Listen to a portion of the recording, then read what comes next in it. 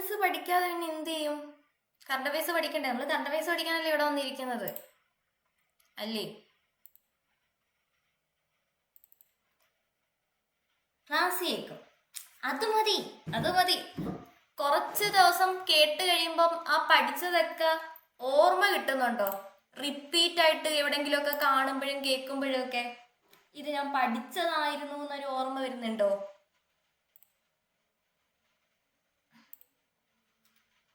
Noted. Okay, അത് മതി, അത് മതി. നമ്മൾ പഠിച്ച കാര്യങ്ങൾ നമുക്കൊന്ന് ഓർമ്മയിലുണ്ടായിരുന്നാൽ മതി. ഓക്കെ, ഓപ്ഷൻ കാണുമ്പോൾ കിട്ടും, അത്രയും മതിയടാ. ഞാൻ അതേ ചോദിച്ചോളൂ. കറണ്ട് അഫയേഴ്സ് പഠിക്കുന്നുണ്ടോ എന്ന് ചോദിച്ചാൽ ക്ലാസ് മിസ്സാവാതെ കാണുന്നുണ്ടോ, കറക്റ്റായിട്ട് ഡെയിലി ഉള്ള കറണ്ട് അഫയേഴ്സ് അപ്ഡേറ്റ് ചെയ്ത് പോകുന്നുണ്ടോ, അത്രയും മതി. ബാക്കി ഇതെല്ലാം പഠിച്ചു വെക്കുക എന്ന് പറയുന്ന കാര്യം നടക്കുന്നതാണോ? നടക്കുന്ന കാര്യമല്ല. നമ്മൾ എന്നും അപ്ഡേറ്റ് ആയിക്കൊണ്ടിരിക്കുക എന്നുള്ളത് മാത്രമേ ഉള്ളൂ. ബാക്കിയൊക്കെ നമുക്ക് എക്സാമിൽ വരുമ്പോഴത്തേക്ക് കിട്ടും, ഓപ്ഷൻ കാണുമ്പോഴത്തേക്കൊക്കെ ഓർമ്മ വരും, അത് വെച്ചിട്ട് ചെയ്യാം. ഓക്കെ, അപ്പം നമുക്ക് സ്റ്റാർട്ട് ചെയ്യാം.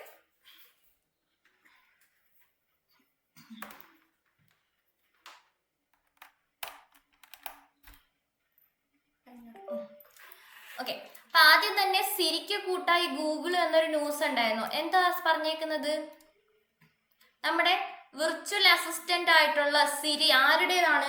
ആരുടെ AI സംവിധാനമാണ് സിരി എന്ന് പറയുന്നത്? ഏത് പ്ലാറ്റ്ഫോമിന്റെ ആണ്, അല്ലെങ്കിൽ ഏത് സാങ്കേതിക വിദ്യയുടേതാണ്? ഗൂഗിളിന്റെ ആണോ സിരി? ഗൂഗിളിന്റെ ആണോ? ഒന്നുകൂടെ ആലോചിച്ച് നോക്കെ, ആപ്പിളിന്റെ ആണ് കേട്ടോ. ആപ്പിളിന്റെ AI പ്ലാറ്റ്ഫോം ആണ് ഏതെന്ന് പറയുന്നത്? സിരി എന്ന് പറയുന്നത്. ഓക്കെ, അപ്പൊ ഈ സിരിക്ക് കൂട്ടായിട്ട് ഇനി ആര് വരാൻ പോകുന്നു? ഗൂഗിള് വരാൻ പോകുന്നു എന്നതാണ് ന്യൂസ്. അപ്പൊ തങ്ങളുടെ വിർച്വൽ അസിസ്റ്റന്റ് ആയിട്ടുള്ള സിരിയെ കൂടുതൽ മെച്ചപ്പെടുത്താനും ഐഫോണുകളിൽ ആധുനിക ആർട്ടിഫിഷ്യൽ ഇന്റലിജൻസ് സൗകര്യങ്ങൾ എത്തിക്കാനുമായിട്ട് എന്താണ് നമ്മൾ ആപ്പിളിന്റെ കൂടെ ആരും കൂടെ ചേരുന്നുണ്ട്? സിരിയും കൂടെ ചേരുന്നുണ്ട് കേട്ടോ. അപ്പൊ സിരിയും ആപ്പിളും ഒന്നാവുകയാണ്. നമ്മുടെ ഗൂഗിളിന്റെ AI പ്ലാറ്റ്ഫോം ഏതാണെന്ന് പറഞ്ഞേ? ഗൂഗിളിന്റെ AI പ്ലാറ്റ്ഫോം ജെമിനി. അപ്പൊ ജെമിനിയും AIയും കൂടെ ചേർന്നിട്ട് ജെമിനിയുടെ സാങ്കേതിക വിദ്യ ഉപയോഗിച്ച് ആപ്പിളിൽ ഇന്റലിജൻസിൽ പുതിയ സംവിധാനങ്ങൾ കൊണ്ടുവരാൻ വേണ്ടിയിട്ടാണ് ഇങ്ങനെ ഒരു കൂട്ടിച്ചേരൽ കേട്ടോ. അപ്പൊ അറിഞ്ഞു വെച്ചേക്ക, സിരിയുമായിട്ട് ആരാണ് കൂടിച്ചേരുന്നത്? നമ്മുടെ ഗൂഗിളും എന്താണ് കൂടിച്ചേർന്ന് ആപ്പിളിന് വേണ്ടി കൂടുതൽ നല്ല രീതിയിലുള്ള ടെക്നോളജീസ് കൊടുക്കാനാണ് ഉദ്ദേശിക്കുന്നത് കേട്ടോ. ഓക്കെ, ഇനി അടുത്ത് നമ്മുടെ ഇമ്പോർട്ടന്റ് ഒരു കാര്യമാണ് സൗരയൂഥത്തിൽ ഒരു ആമഗ്രഹം എന്ന് പറഞ്ഞു. നിങ്ങൾ കേട്ടിട്ടുണ്ടായിരുന്നോ ഈ ഒരു ന്യൂസ്? പണ്ട് ചാക്കോ മാഷ് പറഞ്ഞതുപോലെ ഭൂഗോളത്തിന്റെ ഓരോ സ്പന്ദനവും കണക്കിലാണ് എന്ന് പറയുന്നില്ലേ? അപ്പം എന്നാൽ ജ്യോതിശാസ്ത്രജ്ഞരുടെ കണക്കുകളൊക്കെ കാറ്റിൽ പറത്തിയ ഒരു ഗ്രഹമാണ് ഇപ്പൊ അടുത്തിടെ കണ്ടെത്തിയത്. ഓക്കെ, സാധാരണ കണക്കുകൾ തെറ്റിച്ച് അസാധാരണമാം വിധം പതുക്കെ പോകുന്ന ഗ്രഹമാണ് ഇപ്പോൾ കണ്ടെത്തിയിരിക്കുന്നത്. ആമഗ്രഹം, ആമയെ പോലെ പയ്യെ എഴഞ്ഞു പോകുന്ന ഒരു ഗ്രഹത്തെ കണ്ടെത്തി കേട്ടോ. അപ്പൊ സൗരയൂഥത്തില് നമ്മുടെ കണക്കൂട്ടലൊക്കെ തെറ്റിച്ച് പയ്യെ പോകുന്ന ഒരു ഗ്രഹത്തെ കണ്ടെത്തി. ഇതുവരെ കണ്ടെത്തിയ നക്ഷത്ര വ്യവസ്ഥകളെല്ലാം ഒരു പ്രത്യേക താളക്രമം പാലിക്കുന്നവയാണ്. സാധാരണ ഒരു ഗ്രഹം അതിന്റെ നക്ഷത്രത്തെ പരിക്രമണം ചെയ്യാൻ അതിനു മുന്നിലെ ഭ്രമണപഥത്തിലെ ഗ്രഹത്തേക്കാൾ ഇരട്ടി സമയം എടുക്കും എന്നതായിരുന്നു രീതി. അങ്ങനെയെങ്കിൽ മൂന്നാമത്തെ ഗ്രഹം മുന്നിലുള്ള ഗ്രഹത്തേക്കാൾ ഇരട്ടി സമയമെടുത്താകും പരിക്രമണം ചെയ്യുക. ആ ഒരു രീതിയിലാണ് എന്താണ് നമ്മുടെ സൗരയൂഥത്തിന്റെ പോക്കുകളൊക്കെ പോകുന്നത്. എന്നാൽ എന്താണ് ജാമിതീയ പുരോഗതിയാണ് ഇവിടെ ഗ്രഹങ്ങൾ പിന്തുടരുന്നത് എന്നാണ് പറഞ്ഞേക്കുന്നത്. എന്നാൽ ഭൂമിയിൽ നിന്ന് 600 പ്രകാശ വർഷങ്ങൾ അകലെയുള്ള TI 1873, എന്താണ് ഗ്രഹത്തിന്റെ പേര്? TI 1873 എന്നാണ് നമ്മൾ ഈ ഒരു നക്ഷത്രത്തിന് അല്ലെങ്കിൽ ഈ ഒരു ഗ്രഹത്തിന് ഇട്ട് കൊടുത്തേക്കുന്ന പേര് കേട്ടോ. ഈ ഒരു ഗ്രഹത്തിന് ഇട്ട് കൊടുത്തേക്കുന്ന പേരെന്താണ്? TI 1873. 1873 അല്ല, 1873. ഓക്കെ, അപ്പം എന്താണ് ഇപ്പം കണ്ടെത്തിയ ആമഗ്രഹത്തിന്റെ പേരെന്ന് പറഞ്ഞേ? TI, സ്റ്റാർ അല്ല, ഗ്രഹമാണ്. ഞാൻ പറഞ്ഞപ്പോൾ മാറിപ്പോയതാണ്, ഗ്രഹമാണ്. അപ്പം അടുത്തിടെ കണ്ടെത്തിയ പുതിയ ഗ്രഹം, ആമഗ്രഹം എന്നറിയപ്പെടുന്ന ഗ്രഹം ഏതാണ്? TI 1873. ഈ ഒരു 1873 നക്ഷത്രമാണ്. ആ ഒരു നക്ഷത്രത്തെ ചുറ്റുന്ന ഗ്രഹത്തെയാണ് കണ്ടെത്തിയത് കേട്ടോ. യെസ്, നാനോ പുടിൻ പറഞ്ഞതുപോലെ തന്നെയാണ്. അപ്പൊ എന്താണ് ഇപ്പൊ നമ്മൾ പറഞ്ഞത്, ഭൂമിയിൽ നിന്ന് 600 പ്രകാശ വർഷങ്ങൾ അകലെയുള്ള TI 1873 എന്ന് പറഞ്ഞൊരു നക്ഷത്രമുണ്ട്. ഓക്കെ, ഒരു നക്ഷത്രമാണ്. ഈ നക്ഷത്രത്തെ ചുറ്റുന്ന ഗ്രഹമാണ് നമ്മളിപ്പോ പറഞ്ഞ ആമഗ്രഹം കേട്ടോ. അപ്പം ഓക്കെ, അപ്പൊ എന്താ പറഞ്ഞേക്കുന്ന, അപ്പൊ നമ്മൾ ഈ ഒരു കണക്ക് അറിഞ്ഞിരിക്കുകയാണ്. ട്രാൻസിറ്റിംഗ് എക്സോ പ്ലാനറ്റ് സർവേ സാറ്റലൈറ്റ് ശേഖരിച്ച ഡേറ്റ പ്രകാരം നക്ഷത്രത്തെ ചുറ്റുന്ന ആദ്യ ഗ്രഹം 7 ദിവസം കൊണ്ടും രണ്ടാമത്തെ ഗ്രഹം 25 ദിവസം കൊണ്ടും നക്ഷത്രത്തെ ചുറ്റുന്നുണ്ട്. അപ്പോൾ മൂന്നാമത്തെ ഗ്രഹം 90 ദിവസം കൊണ്ട് പരിക്രമണം പൂർത്തിയാക്കേണ്ടതാണ്. എന്നാൽ എത്രയാണ്, 9000 ദിവസം എടുത്തിട്ട് അത് പരിക്രമണം പൂർത്തിയാക്കൂല. ഓക്കെ, അപ്പൊ എന്താണ് പറഞ്ഞേക്കുന്നത്, അപ്പൊ ഇത്രയും സമയമെടുത്ത് എഴഞ്ഞെഴഞ്ഞെഴഞ്ഞു പോകുന്ന ഒരു ഗ്രഹമാണ്. അതിന്റെ പേര് ഇവിടെ പറഞ്ഞിട്ടില്ല കേട്ടോ. ഞാൻ ആദ്യം വിചാരിച്ച അതിന്റെ പേരാ പറഞ്ഞെന്ന്. അപ്പൊ നമുക്ക് ആ ഗ്രഹത്തിന്റെ പേരറിയേണ്ട കാര്യമില്ല. അടുത്തിടെ ആമഗ്രഹം ഇത്രയും സമയമെടുത്ത് എന്താണ് പയ്യെ ഇഴഞ്ഞ് പരിക്രമണം ചെയ്യുന്ന ഈ ഒരു ഗ്രഹം ചുറ്റുന്നത് ഏത് നക്ഷത്രത്തെയാണ്? TI 1873. അപ്പൊ സൂര്യനെ അല്ല, സൂര്യന്റെ കാര്യമല്ല, അത് മതി, ആമ മതി അല്ലേ നമുക്ക്. അപ്പൊ ആമഗ്രഹം ചുറ്റുന്നത് ഏത് നക്ഷത്രത്തെയാണ്? TI 1873 ആണെന്ന് മാത്രം ഓർത്തു വെച്ചാൽ അതിനകത്ത് കൂടുതലൊന്നും പഠിക്കാനില്ല. അപ്പൊ എന്തായിരുന്നു നമ്മുടെ ഒരു കണക്ക്? ഇപ്പൊ ആദ്യത്തെ ഗ്രഹം ചുറ്റുന്നതിന്റെ ഇരട്ടിയായിരിക്കും രണ്ടാമത് വരുന്ന ഗ്രഹം ചുറ്റുക, അതിന്റെ ഇരട്ടിയായിരിക്കും മൂന്നാമത് വരുന്ന ഗ്രഹം ചുറ്റുക. ആ ഒരു ജാമതീയ കണക്കിലാണ് നമ്മുടെ എന്താണ് യൂണിവേഴ്സ് ഫുള്ള് പോകുന്നത്. പക്ഷെ ഈ ഒരു സ്റ്റാറിന്റെ കാര്യത്തിൽ മാത്രം വ്യത്യാസമുണ്ട്. ആദ്യത്തെ രണ്ടും കുഴപ്പമില്ല, ആദ്യത്തത് 25 രണ്ടാമത് 90 ഒക്കെയാണ്. പിന്നെ 90,000 എടുത്തിട്ടാണ് അടുത്ത ഗ്രഹം വരുന്നത്. അപ്പൊ നേരെ ഓപ്പോസിറ്റ് കണക്കാണ് ഈ ഒരു നക്ഷത്രത്തിൽ വരുന്നത്. ഓക്കെ, ജസ്റ്റ് വായിച്ചു വിട്ടേക്കാം. ഇനി നമ്മുടെ 2026 ആദ്യത്തെ വിക്ഷേപണം ഏതായിരുന്നു? ISROയുടെ 2026 ISROയുടെ ആദ്യത്തെ വിക്ഷേപണം ഏതാ വിക്ഷേപണം? PSLV C62. PSLV C62വിന്റെ പരാജയമാണ് 2026 ഏറ്റവും പ്രധാനപ്പെട്ട ന്യൂസ് അല്ലെ. അപ്പൊ ISROയുടെ ആദ്യത്തെ വിക്ഷേപണമായിരുന്നു 2026. അത് പരാജയപ്പെട്ടു. നമ്മുടെ വി നാരായണൻ പോയിട്ട് ഏതെങ്കിലും സക്സസ് ആയോ? വി നാരായണനാണ് നിലവിലെ നമ്മുടെ ISROയുടെ ചെയർമാൻ. അപ്പൊ പുള്ളിക്കാരൻ വന്നതിന് ശേഷം എല്ലാം അധോഗതിയാണ്. അപ്പൊ ഏതെങ്കിലും സക്സസ് ആയി നമ്മൾ ഡീറ്റെയിൽ ആയിട്ട് പഠിച്ചാൽ മതി, അല്ലാത്തൊക്കെ ഇങ്ങനെ പഠിച്ചെങ്കിൽ വിട്ടേക്കാം. നമുക്ക് അത്രയും സന്തോഷമാണ് അല്ലേ, അത്രയും പഠിക്കണ്ടല്ലോ. ജസ്റ്റ് പരാജയപ്പെട്ടു എന്ന് മാത്രം പഠിച്ചാൽ മതി. പക്ഷെ ഇത് സക്സസ് ആയിരുന്നെങ്കിൽ ഇത് എവിടെ പോയി നിന്നു, എങ്ങനെ നിന്നു, അങ്ങനെ ചെയ്തോ ഇങ്ങനെ ചെയ്തോ, എന്തൊക്കെ കളക്ട് ചെയ്ത്, ഇതിലെല്ലാം നമ്മൾ നോക്കേണ്ടി വന്നേനെ. എന്തായാലും പരാജയപ്പെട്ടതുകൊണ്ട് ജസ്റ്റ് ഈ 2 വരി നിർത്താം. 2026 നമ്മുടെ ISROയുടെ ആദ്യത്തെ വിക്ഷേപണമായിരുന്നു PSLV C62 എന്ന് പറയുന്നത്. അപ്പം ഇതിൽ എത്ര ഉപഗ്രഹങ്ങൾ കൊണ്ടുപോയായിരുന്നു? 16 ഉപഗ്രഹങ്ങൾ കൊണ്ടുപോയിട്ടുണ്ടായിരുന്നു കേട്ടോ. എത്രയാണ്? 16 ഉപഗ്രഹങ്ങളെയാണ് ഇതിൽ കൊണ്ടുപോയത്. ഇതിൽ അവസാനം ഓർബിറ്റിൽ എത്തിക്കാൻ വേണ്ടി വെച്ചിരുന്ന ഉപഗ്രഹം ഏത് രാജ്യത്തിന്റെ ആണെന്നറിയാമോ? അത് സ്പെയിനിന്റെ ആയിരുന്നു കേട്ടോ. സ്പെയിനിന്റെ ഒരു ഉപഗ്രഹം ഉണ്ടായിരുന്നു, അത് ഏറ്റവും അവസാനം വിക്ഷേപിക്കേണ്ടതായിരുന്നു. അത് വിക്ഷേപിച്ചതിന് ഉടൻ തന്നെ നമ്മുടെ ഭൂമിയിലേക്ക് പതിക്കുകയും അതിനെ വീണ്ടെടുക്കാനുള്ള കാര്യങ്ങൾ ചെയ്യണം. ആ ഒരു സംവിധാനം പരീക്ഷിക്കാൻ വേണ്ടിയിട്ടുള്ള ഉപഗ്രഹമായിരുന്നു അത്. അപ്പൊ അതും കൂടെ ചേർന്നിട്ടാണ് പോയത്. ഓക്കെ, അപ്പൊ ആ ഒരു ടെക്നോളജിയുടെ പേരൊന്ന് അറിഞ്ഞു വെച്ചേക്ക. സ്പെയിനിലെ സ്റ്റാർട്ടപ്പ് ആയിട്ടുള്ള ഓർബിറ്റ് പാരാഡിഗ്മം നിർമ്മിച്ച KID അല്ലെങ്കിൽ kestrel initial technology demonstrator. Kestrel initial technology demonstrator എന്ന ചെറു പരീക്ഷണ ഉപഗ്രഹമാണ് ഈ ഒരു ചെറു അതിജീവന വഴി താണ്ടിയത് കേട്ടോ. അപ്പൊ ഇതിൽ നിന്ന് ഡേറ്റ കിട്ടി, അതിൽ നിന്ന് കുറച്ച് ഡേറ്റ കിട്ടി. കാരണം ഇത് അങ്ങ് വിക്ഷേപിക്കാനുള്ള അല്ലായിരുന്നല്ലോ അല്ലേ. ഈ പറയുന്ന PSLVയുടെ ലക്ഷ്യം എന്തായിരുന്നു? ഒന്നുകൂടെ പറയാം. PSLV 62 എന്ന് പറഞ്ഞാൽ 500 കിലോമീറ്റർ അകലെയുള്ള ഭ്രമണപഥത്തിൽ എത്തിക്കുകയായിരുന്നു ലക്ഷ്യം.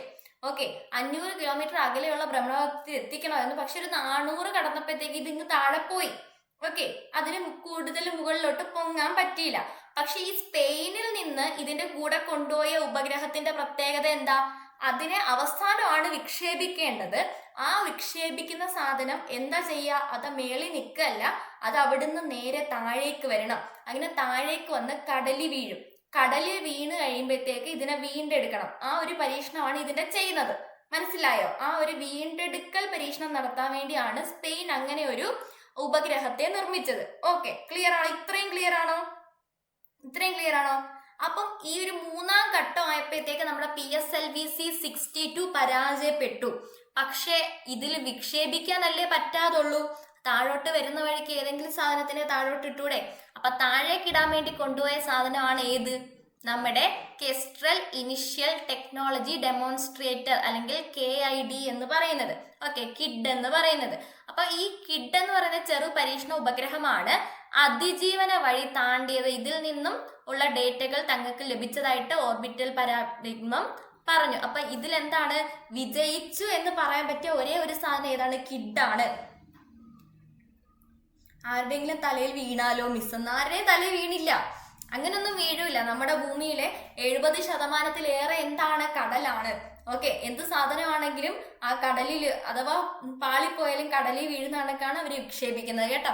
അപ്പൊ അതെല്ലാം കടലിലേ വീണിട്ടുള്ളൂ, നമ്മുടെ ഒന്നും തലയിൽ വീണിട്ടില്ല. സീ പൊല്യൂഷൻ ആവും. അപ്പൊ അതിനുള്ള പരിപാടികളല്ലേ വീണ്ടെടുക്കാനായിട്ട് എന്താ ചെയ്യണ്ടേ?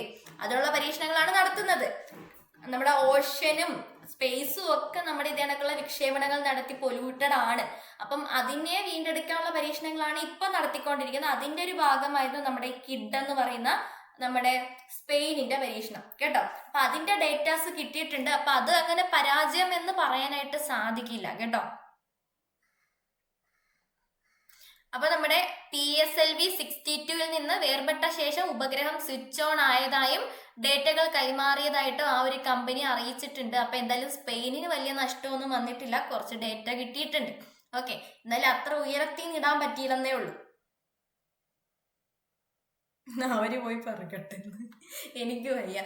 ഓക്കെ, ആരെങ്കിലും ഒക്കെ പോയി പറക്കട്ടെ, നമുക്ക് ഇവിടെ പഠിക്കാം കേട്ടോ. വല്ല പഠിക്കാനുള്ളതാണെങ്കിൽ മാത്രം നമുക്ക് പഠിക്കാം. അതാരും ചെയ്യില്ല എന്നല്ല, ചെയ്യും. അതിനു വേണ്ടിയാണ് നമ്മുടെ നേത്ര എന്നൊക്കെ പറഞ്ഞ പദ്ധതികൾ കൊണ്ടുവന്നത്. മറന്നുപോയോ? നമ്മൾ ഡെയിലി കറണ്ട് അഫയേഴ്സിൽ പഠിച്ചതല്ലേ? ബഹിരാകാശത്തു നിന്നുള്ള മാലിന്യം മാറ്റാൻ വേണ്ടി നമ്മുടെ ഇന്ത്യ പ്ലാൻ ചെയ്ത പദ്ധതിയൊക്കെ നമ്മൾ പഠിച്ചല്ലായിരുന്നോ? മറന്നുപോയല്ലേ? ഇനി നമ്മുടെ കേരള സ്കൂൾ കലോത്സവം നടക്കുകയാണ്. കേരള സ്കൂൾ കലോത്സവം എവിടെയാ നടക്കുന്നത്? വേദി എവിടെയാ? തൃശ്ശൂരിലാണ് കേരള സ്കൂൾ കലോത്സവം നടക്കുന്നത്. എന്ന് മുതൽ എന്ന് വരെയാണ് കേരള സ്കൂൾ കലോത്സവം?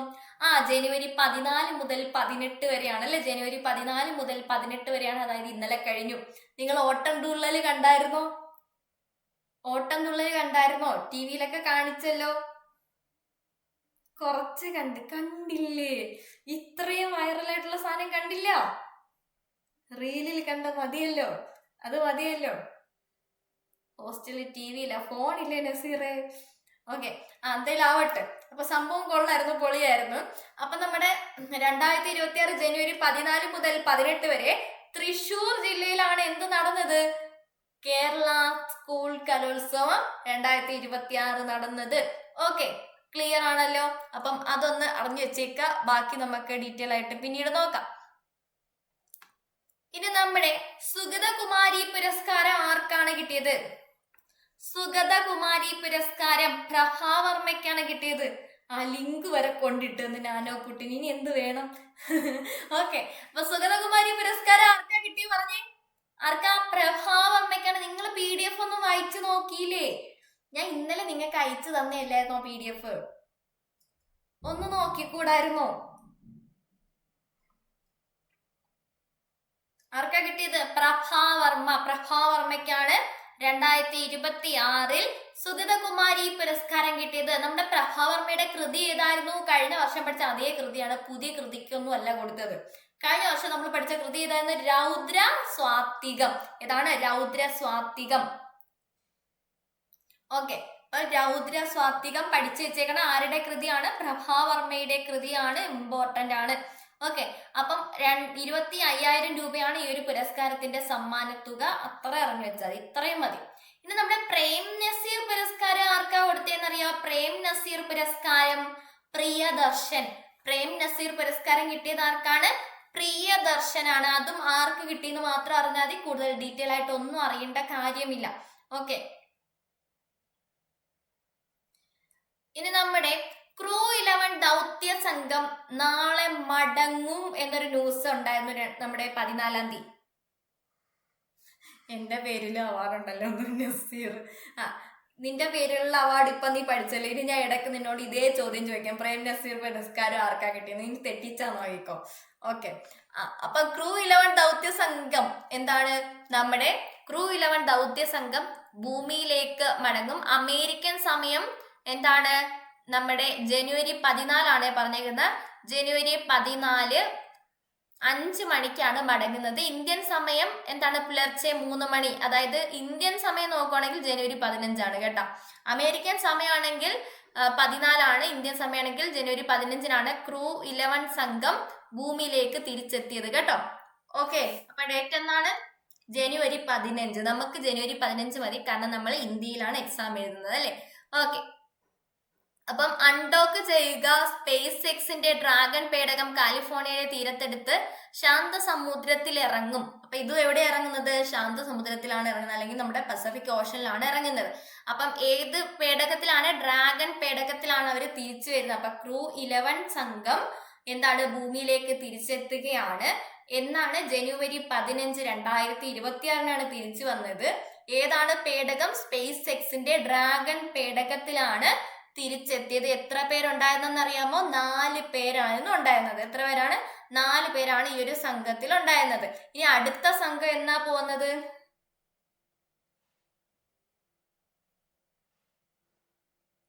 ഫെബ്രുവരിയിലാണ് പോകുന്നത്. ക്രൂ 12 എന്താണ്? ഫെബ്രുവരിയിലാണ് പോകുന്നത്. ക്രൂ 10 നമ്മുടെ ആര് പോയത്? ക്രൂ 9 ആയിരുന്നോ 10 ആയിരുന്നോ? സുനിത വില്യംസിൻ്റെത് ഓർമ്മയുണ്ടോ? ക്രൂ 9 സുനിത വില്യംസ് ഉണ്ടായിരുന്നത്. അടുത്ത ടീം പോയിട്ട് സുനിത വില്യംസിനെ ക്രൂ 10 കൂടെ തിരിച്ചു കൊണ്ടുവന്നു. യെസ്, കറക്റ്റ് ആണ്. യെസ്, ഓക്കെ, അപ്പൊ അതൊക്കെ ഒന്ന് ഓർത്ത് വെച്ചേക്കണം കേട്ടോ. ഇനി നമ്മുടെ ആശ്വാസ് വാടക വീട് എന്താണ്? നമ്മുടെ മെഡിക്കൽ കോളേജുകളിൽ എത്തുന്ന രോഗികളും കിടപ്പ് രോഗികൾക്കും ഇനി താമസ സൗകര്യം അന്വേഷിച്ച് അലയണ്ട. അപ്പൊ സർക്കാരിന്റെ ആശ്വാസ് വാടക വീട് പദ്ധതി പ്രകാരം സംസ്ഥാനത്തെ 3 മെഡിക്കൽ കോളേജുകളുടെ പരിസരത്തായി 500ഓളം പേർക്ക് താമസിക്കാനായിട്ട് സൗകര്യം സജ്ജമാക്കുകയാണ്. അപ്പം എന്താണ്? മെഡിക്കൽ കോളേജിൽ കൂട്ടിരിക്കുന്ന ആൾക്കാരില്ലേ, രോഗികൾക്കും കൂട്ടിരിപ്പുകാർക്കും ഒക്കെ താമസിക്കാനായിട്ട് എന്താണ്? സൗകര്യം ഒരുക്കുന്ന കേരള ഗവൺമെന്റിന്റെ പദ്ധതി എന്താണ്? ആശ്വാസ് റെന്റ് ഹോം അല്ലെങ്കിൽ ആശ്വാസ് വാടക വീട്. കുറച്ച് നാൾ മുന്നേ വരെ നമുക്ക് മെഡിക്കൽ കോളേജിലേക്ക് അവസ്ഥ നോക്കുമ്പോൾ എന്ത് കാണാൻ പറ്റും? ഒരേ കട്ടിലിൽ തന്നെ അപ്പുറവും ഇപ്പുറവും 2 രോഗികളെ കിടത്തും. കൂടെ നിൽക്കുന്ന കൂട്ടുകിടപ്പുകാർ എവിടെ കിടക്കും? കട്ടിലിന്റെ അടിയിൽ കിടക്കും. ചില രോഗികളും ചിലപ്പോൾ ഇവിടെ കിടക്കും, താഴെ കിടക്കും. അങ്ങനത്തെ ഒരു അവസ്ഥയില്ലായിരുന്നോ? അവിടെ കിടത്താൻ സ്ഥലമില്ല. അപ്പൊ ഇനി എന്താണ്? അതിനൊരു ഇതായിട്ട് എന്താണ്? അങ്ങനെ രോഗികളും കൂട്ടിരിപ്പുകാർക്കും 2 പേർക്കുണ്ട്. കൂട്ടിരിപ്പുകാർക്ക് മാത്രമല്ല, രോഗികൾക്കും കൂട്ടിരിപ്പുകാർക്കും ഇനി എന്താണ്? താമസിക്കാനായിട്ട് സൗകര്യം ഒരുക്കി കൊടുക്കുന്ന കേരള ഗവൺമെന്റിന്റെ വാടക വീടുകൾ വരുന്നുണ്ട്. അപ്പൊ അതിന്റെ പേരാണ് ആശ്വാസ് വാടക വീട്. ഓക്കെ, ക്ലിയർ ആണോ?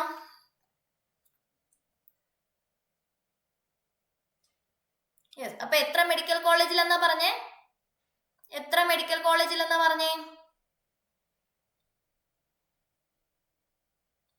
മെഡിക്കൽ കോളേജുകളിലാണ് ഇപ്പൊ നിലവിൽ നടപ്പിലാക്കുന്നത് കേട്ടോ. അത് കഴിഞ്ഞിട്ട് ബാക്കിയുള്ള സ്ഥലത്തേക്കും വരും. അപ്പൊ സർക്കാർ സഹായം ഇതിന്റെ വഴി കിട്ടുന്ന ചില 4 മെഡിക്കൽ കോളേജുകളുണ്ട്. ആലപ്പുഴ, തൃശ്ശൂർ, കണ്ണൂർ, കോട്ടയം കേട്ടോ. ആലപ്പുഴ, തൃശ്ശൂർ, കണ്ണൂർ, കോട്ടയം ഈ 4 മെഡിക്കൽ കോളേജുകളാണ് ഇതിന്റെ ഒരു സഹായം കിട്ടുക. പക്ഷെ ആദ്യം നടപ്പിലാക്കുന്നത് 3 ഓക്കെ, 3 ഏതൊക്കെയാന്ന് ചോദിച്ചാല് കണ്ണൂർ, കോട്ടയം, ആലപ്പുഴ. ഏതാണ്? കണ്ണൂർ, കോട്ടയം, ആലപ്പുഴ. കൊല്ലത്ത് മെഡിക്കൽ കോളേജ് ഇല്ലടാ.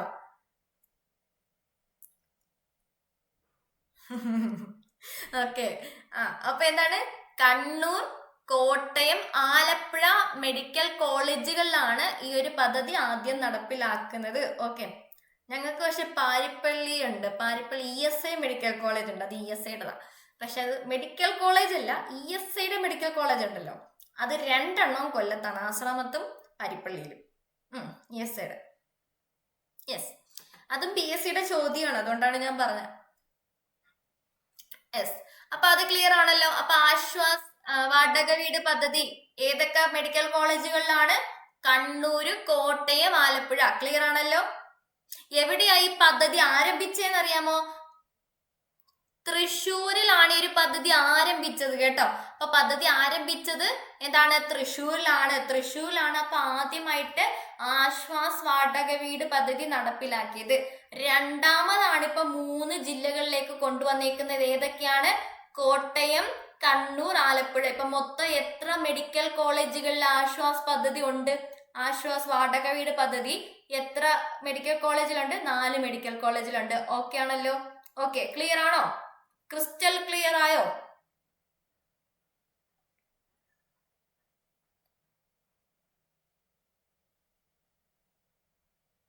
ഓക്കെ, ഇനി നമ്മുടെ കുടുംബശ്രീയുടെ K ഇനം ബ്രാൻഡ് ആഗോള വിപണിയിലേക്ക് എന്നാണ് പറയുന്നത്. കുടുംബശ്രീയുടെ കാർഷിക ഭക്ഷ്യ വിഭവങ്ങൾ K ഇനം എന്ന പുതിയ ബ്രാൻഡിൽ ആഗോള വിപണിയിൽ എത്തുന്നുണ്ട്. അപ്പം കുടുംബശ്രീയുടെ ഭക്ഷ്യ വിഭവങ്ങൾ ഏത് ബ്രാൻഡ് നെയിമിലാണ് അറിയപ്പെടുന്നത്? K ഇനം. എന്താണ്? K ഇനം എന്ന പേരിലാണ് അറിയപ്പെടുന്നത്, അറിഞ്ഞു വെച്ചേക്കാം.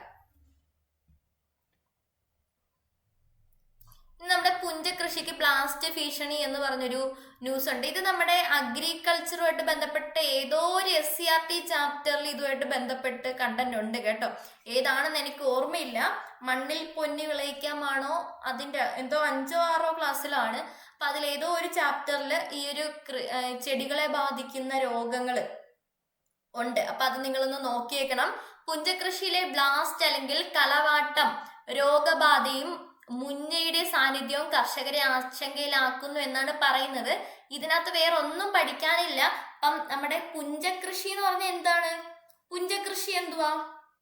ഏതിനെ പറ്റിയാ പറയുന്ന? നെല്ലാണോ? പുഞ്ച വയൽ, നെല്ലല്ലേ? അപ്പൊ നെല്ലിനെ ബാധിക്കുന്ന ഒരു രോഗമാണ് ഏത്? കളവാട്ടം അല്ലെങ്കിൽ ബ്ലാസ്റ്റ് എന്ന് പറയുന്നത് കേട്ടോ. അത് നോക്കി വെച്ചത്, അത് മാത്രം അറിഞ്ഞാൽ മതി. അപ്പൊ ബ്ലാസ്റ്റ് രോഗം ബാധിക്കുന്നത് ഏത് കാർഷിക വിളയാണ് എന്ന് ചോദിച്ചാൽ നെല്ലിനെയാണ്. ഓക്കെ, നെല്ലിനെയാണ്. അത് മാത്രം പഠിച്ചു വെച്ചാൽ മതി അതിനകത്ത്. യെസ്,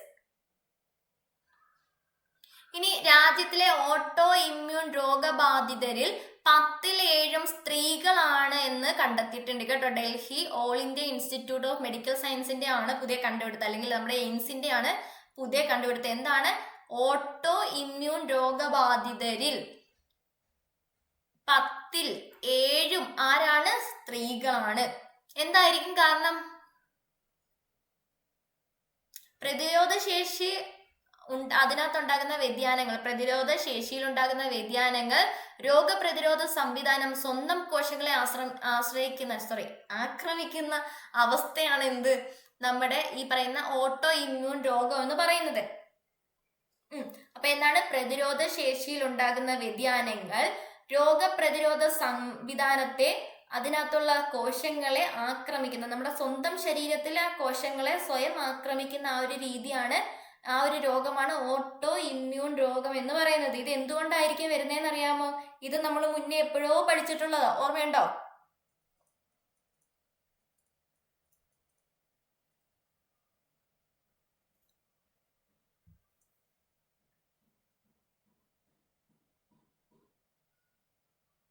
നോബലില് നമ്മൾ പഠിച്ചതാ. നോബൽ ഇത് പഠിച്ചതാ.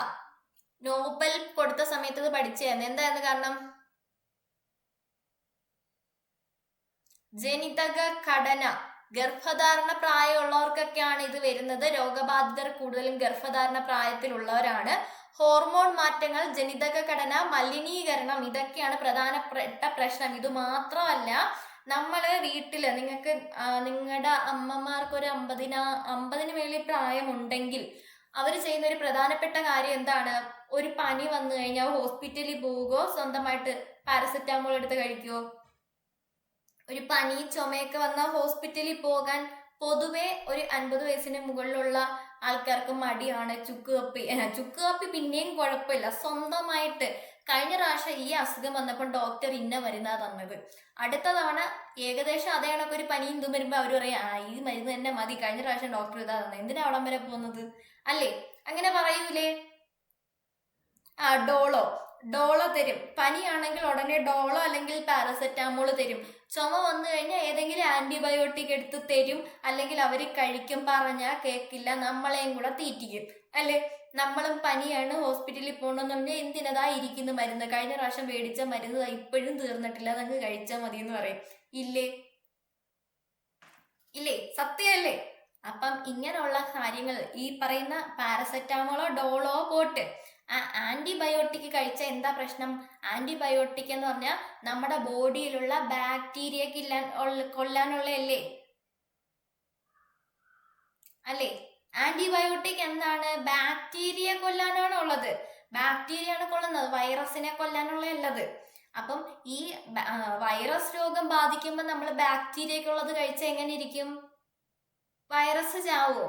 വൈറസ് ചാവൂല. പക്ഷെ അനാവശ്യമായിട്ട് ഇത് കഴിക്കുമ്പോൾ ഉള്ള പ്രശ്നം എന്ന് പറഞ്ഞാൽ ഇനി അടുത്ത ഒരു ബാക്ടീരിയൽ ഇൻഫെക്ഷൻ നമുക്ക് വന്നാൽ അത് ഏൽക്കൂല.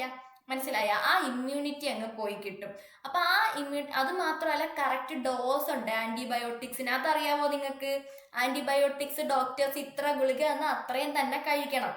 അത് ഇടയ്ക്ക് വെച്ച് കഴിച്ചാൽ പനി മാറി, ഇനി ഇപ്പൊ കഴിക്കണ്ട എന്നും പറഞ്ഞിരുന്നാൽ നമുക്ക് അടുത്ത പ്രാവശ്യം തൊട്ട് ആ മരുന്നൊന്നും ഏൽക്കാതെ വരും. മനസ്സിലായോ? അപ്പം കറക്റ്റ് എത്ര ഡോസ് തന്നേക്കുന്ന അത്രയും മരുന്ന് കഴിക്കണം. പക്ഷെ നമ്മുടെ വീട്ടിലും നമ്മുടെ അമ്മമാർ അങ്ങോട്ടുള്ളവരൊക്കെ ചെയ്യുന്ന 2 ദിവസം കഴിക്കുമ്പോൾ എന്താണ്, ഈ പനി കുറയും, അപ്പൊ പയ്യെ ആന്റിബയോട്ടിക് അങ്ങ് സൈഡാക്കും. ഇതെന്തോ കൂടിയ സാധനമാണ്, വൃക്കയെ ബാധിക്കും, മറ്റേതിനെ ബാധിക്കും എന്നൊക്കെ ആരോ പറഞ്ഞ് പേടിപ്പിച്ചിട്ടുണ്ട്. ഒരു വഴി ഇല്ലാത്തോണ്ടാണ് ആ 1-2 ദിവസം കഴിക്കുന്നത്. പനി കുറയുമ്പോൾ എന്ത് ചെയ്യും? ഇതങ്ങ് നിർത്തും. പിന്നെ തൊട്ട് എന്ത് ചെയ്യും? ഈ ബാക്ടീരിയ കയറി അങ്ങ് സ്ട്രോങ് ആവും. പിന്നെ നമ്മൾ അടുത്ത പനി വരുമ്പോഴത്തേക്ക് ഈ മരുന്നൊന്നും കഴിച്ചാൽ ഏൽക്കാതെ വരും. അങ്ങനെയാണ് ഇങ്ങനെയുള്ള അസുഖങ്ങൾ ഉണ്ടാകുന്നത്, ഓട്ടോ ഇമ്മ്യൂൺ രോഗബാധിതർ. പക്ഷെ നമ്മുടെ വീട്ടിൽ അച്ഛന്മാരെ ശ്രദ്ധിച്ചിട്ടുണ്ടോ നിങ്ങൾ? അച്ഛന്മാർക്ക് പനി വന്നാൽ എങ്ങനെയാണ് പരിപാടി? കേട്ടിട്ട് തന്നെ പേടിയാവുന്നു. അത് വീട്ടിൽ പറഞ്ഞ് മനസ്സിലാക്കണം കേട്ടോ. അപ്പൊ അച്ഛന്മാർക്ക് എങ്ങനെയാണ്? അച്ഛന്മാർക്ക് പനി വരുന്നത് എങ്ങനെയാ? പനി വന്നു കഴിഞ്ഞാൽ അവർ നേരെ ഹോസ്പിറ്റലിൽ പോവും. വീട്ടിലെ മരുന്ന് കഴിക്കാൻ നിൽക്കുമോ? അവർ കൂടിപ്പോയ അമ്മ ആദ്യത്തെ ദിവസം പാരസെറ്റാമോൾ തരും, കൂടിപ്പോയ ആ ഒരു ദിവസം കഴിക്കും. അടുത്ത ദിവസം അവർക്ക് പനി മാറുന്നില്ല, അവർ നേരെ വണ്ടി വെച്ച് പിടിക്കും ഹോസ്പിറ്റലിലോട്ട്. സത്യമല്ലേ? അച്ഛന്മാരങ്ങനെയല്ലേ ചെയ്യുന്നേ? അല്ലേ? ഞാൻ പറയുന്നത് വെറുതെ ആണോ? അതോ ഇവിടെ മാത്രമേ ഉള്ളൂ ഇങ്ങനെയൊക്കെ? യെസ് ആണ്. അപ്പൊ എല്ലായിടത്തും ഉള്ളതാ. അപ്പം എന്തുകൊണ്ടാ സ്ത്രീകൾക്ക് 10-7 സ്ത്രീകളായത് മനസ്സിലായോ? 10-7 സ്ത്രീകളാവാനുള്ള കാരണം മനസ്സിലായില്ല. അപ്പൊ ഓട്ടോ ഇമ്മ്യൂൺ രോഗബാധിതർ 10-7 സ്ത്രീകളാണ്. അപ്പൊ അത് അറിഞ്ഞു വെച്ചേക്ക്. ഇപ്പം ക്ലിയർ ആയില്ലേ? ഇനി ഞാൻ പറഞ്ഞില്ലല്ലോ, നിങ്ങൾ ഓർക്കുമല്ലോ. അപ്പൊ നമ്മുടെ ഏതൊക്കെ പ്രായത്തിലുള്ളവർക്കാ വരുന്ന? ഗർഭധാരണ പ്രായത്തിലുള്ളവർക്കാണ് ഈ രോഗം കൂടുതലും. ഹോർമോൺ മാറ്റങ്ങൾ, ജനിതക ഘടന, മലിനീകരണം, ഇതൊക്കെയാണ് ബാഹ്യ ഘടകങ്ങളായിട്ട് പറയുന്നത്. അതുപോലെ rheumatoid arthritis, psoriasis, multiple sclerosis, lupus തുടങ്ങിയവയാണ് സ്ത്രീകളെ ഏറ്റവും അധികം ബാധിക്കുന്നത് കേട്ടോ. ഇങ്ങനെയുള്ള അസുഖങ്ങളൊക്കെ എൻ്റെ പുറകെ വരും. യെസ്. ഇനി നമുക്ക് ആപ്പ് ചോദിക്കും, ആർ യു ഡെഡ് എന്ന്. എന്താണ്? ഡേ നീ ചത്തോ? വല്ലപ്പോഴും ഒരിക്കൽ ഫോൺ വിളിച്ച് ഈ മനോഹര വാക്യത്തോട് സുഖവിവരങ്ങൾ അന്വേഷിക്കുന്ന കൂട്ടുകാർ നമ്മൾക്ക് പലർക്കും ഉണ്ടോ? കുറെ ദിവസം മെസ്സേജ് അയക്കാതിരിക്കുമ്പോൾ ആരെങ്കിലും മെസ്സേജ് അയക്കുമോ? ഡാ നീ ചത്തോ, അല്ലെ ഡീ നീ ചത്തോന്ന്? ഇല്ല. അങ്ങനെ മെസ്സേജ് അയക്കാൻ പോലും ആരും ഇല്ലല്ലേ? ഓക്കെ, സെയിം അതേ അവസ്ഥ തന്നെ ഇവിടെ. അപ്പൊ എന്താണ്, നിങ്ങളൊക്കെ ഉള്ള എനിക്ക്. അപ്പൊ എന്താണ്, ഡേ നീ ചത്തോ എന്ന് പറഞ്ഞ് മെസ്സേജ് അയക്കാൻ ഇനി പുതിയൊരു ആപ്പും കൂടെ വരുന്നുണ്ട്. ഉള്ളതൊന്നും പോരാഞ്ഞിട്ടാണ് ആപ്പിനെ ഇറക്കുന്നത് കേട്ടോ. അപ്പം ആർ യു ഡെഡ്? ചൈനയിലെ 10 കോടി വീടുകളിൽ ഒരംഗം മാത്രമേ ഉള്ളൂ എന്നാണ് നാഷണൽ ബ്യൂറോ ഓഫ് സ്റ്റാറ്റിസ്റ്റിക്സിന്റെ 2024 കണക്ക്.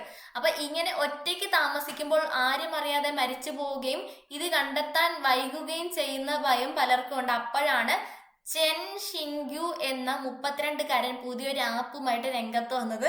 ആ ആപ്പ് എന്ത് ചെയ്യും? ഡാ നീ ചത്തോ എന്ന് ചോദിക്കും. ഓക്കെ, റിപ്ലൈ ഇല്ലെങ്കിൽ ചത്ത്, റിപ്ലൈ ഉണ്ടെങ്കിൽ ചത്തിട്ടില്ല. നല്ല പരിപാടിയല്ലേ? അപ്പൊ ചൈനയിലാണ് ഈ സംഭവം വന്നേക്കുന്നത് കേട്ടോ. അല്ലെങ്കിൽ ചൈനക്കാരന്മാര് പൊളിയാണല്ലേ ഇങ്ങനെയുള്ള കാര്യങ്ങൾക്കൊക്കെ. അപ്പൊ എന്താണ്, ചൈനയിൽ 10 കോടി വീടുകളിൽ ഒരംഗം മാത്രമേ ഉള്ളൂ. അപ്പം ഈ ചൈനയിലെ ഒരാൾ 2024 കണക്കനുസരിച്ച് ഇങ്ങനെ കുറെ ഇതൊക്കെ വന്നപ്പം ചൈനയിലെ ഒരാൾക്ക് തോന്നിയ ബുദ്ധിയാണ് എന്താണ്, ഇങ്ങനൊരു ആപ്പ് ഡെവലപ്പ് ചെയ്യാൻ.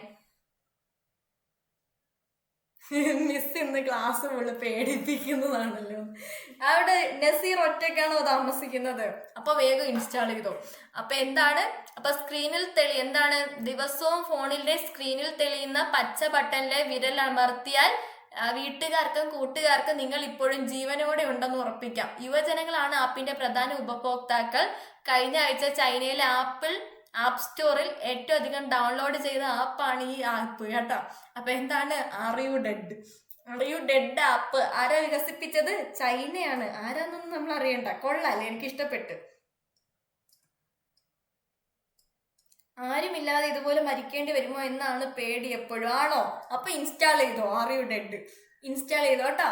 അപ്പം എല്ലാ ദിവസവും വിരൽ കുത്തുമ്പോൾ ഞങ്ങൾക്കെല്ലാം മെസ്സേജ് വരും നസീർ ജീവനോടെ ഉണ്ടെന്ന്. ഓക്കെ,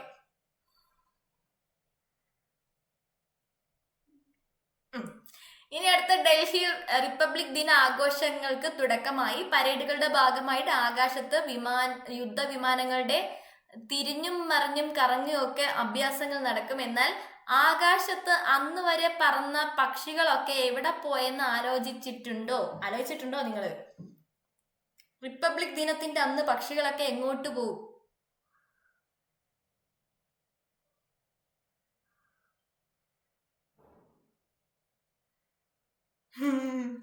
ആലോചിച്ചല്ലേ? അപ്പൊ എന്താണ്, 1275 കിലോ എല്ലില്ലാത്ത ചിക്കനാണ് ചക്കിപ്പരുന്തുകൾ അടക്കമുള്ള പക്ഷികളെ പരേഡ് നടക്കുന്ന ആകാശത്ത് നിന്ന് അകറ്റാൻ ഈ വർഷം ഉപയോഗിക്കുന്നത്. ഇപ്പൊ മനസ്സിലായ? ഈ പറയുന്ന പരുന്തിനെയൊക്കെ മാറ്റാൻ വേണ്ടി ഇത്തിരി മാറി എന്തിട്ട് കൊടുക്കും? ചിക്കനൊക്കെ ഇട്ട് കൊടുക്കും. അത് അവിടെ കഴിച്ചോണ്ടിരിക്കും. ആകാശം നല്ല വെടിപ്പായിട്ട് കിടക്കും. കാര്യം മനസ്സിലായി? ഇത്രയേ ഉള്ളു കാര്യം. ജസ്റ്റ് കൗതുകം ആയതുകൊണ്ട് ഞാൻ വായിച്ചെന്നേ ഉള്ളൂ. ഇത് പഠിക്കാനൊന്നും ഇല്ല കേട്ടോ. അപ്പൊ പരുന്തിനെയൊക്കെ മാറ്റാൻ വേണ്ടി എന്തിട്ട് കൊടുക്കും? ഫുഡ് ഇട്ട് കൊടുക്കും. അപ്പൊ അത് ആ വഴിക്ക് പോകും. ക്ലിയർ? ഇനി അടുത്ത നാഷണൽ യൂത്ത് ഗെയിംസ് വരാൻ പോവാണ്. അത് ഇമ്പോർട്ടന്റ് ആണ് കേട്ടോ. പോയാൽ നമുക്ക് കിട്ടും.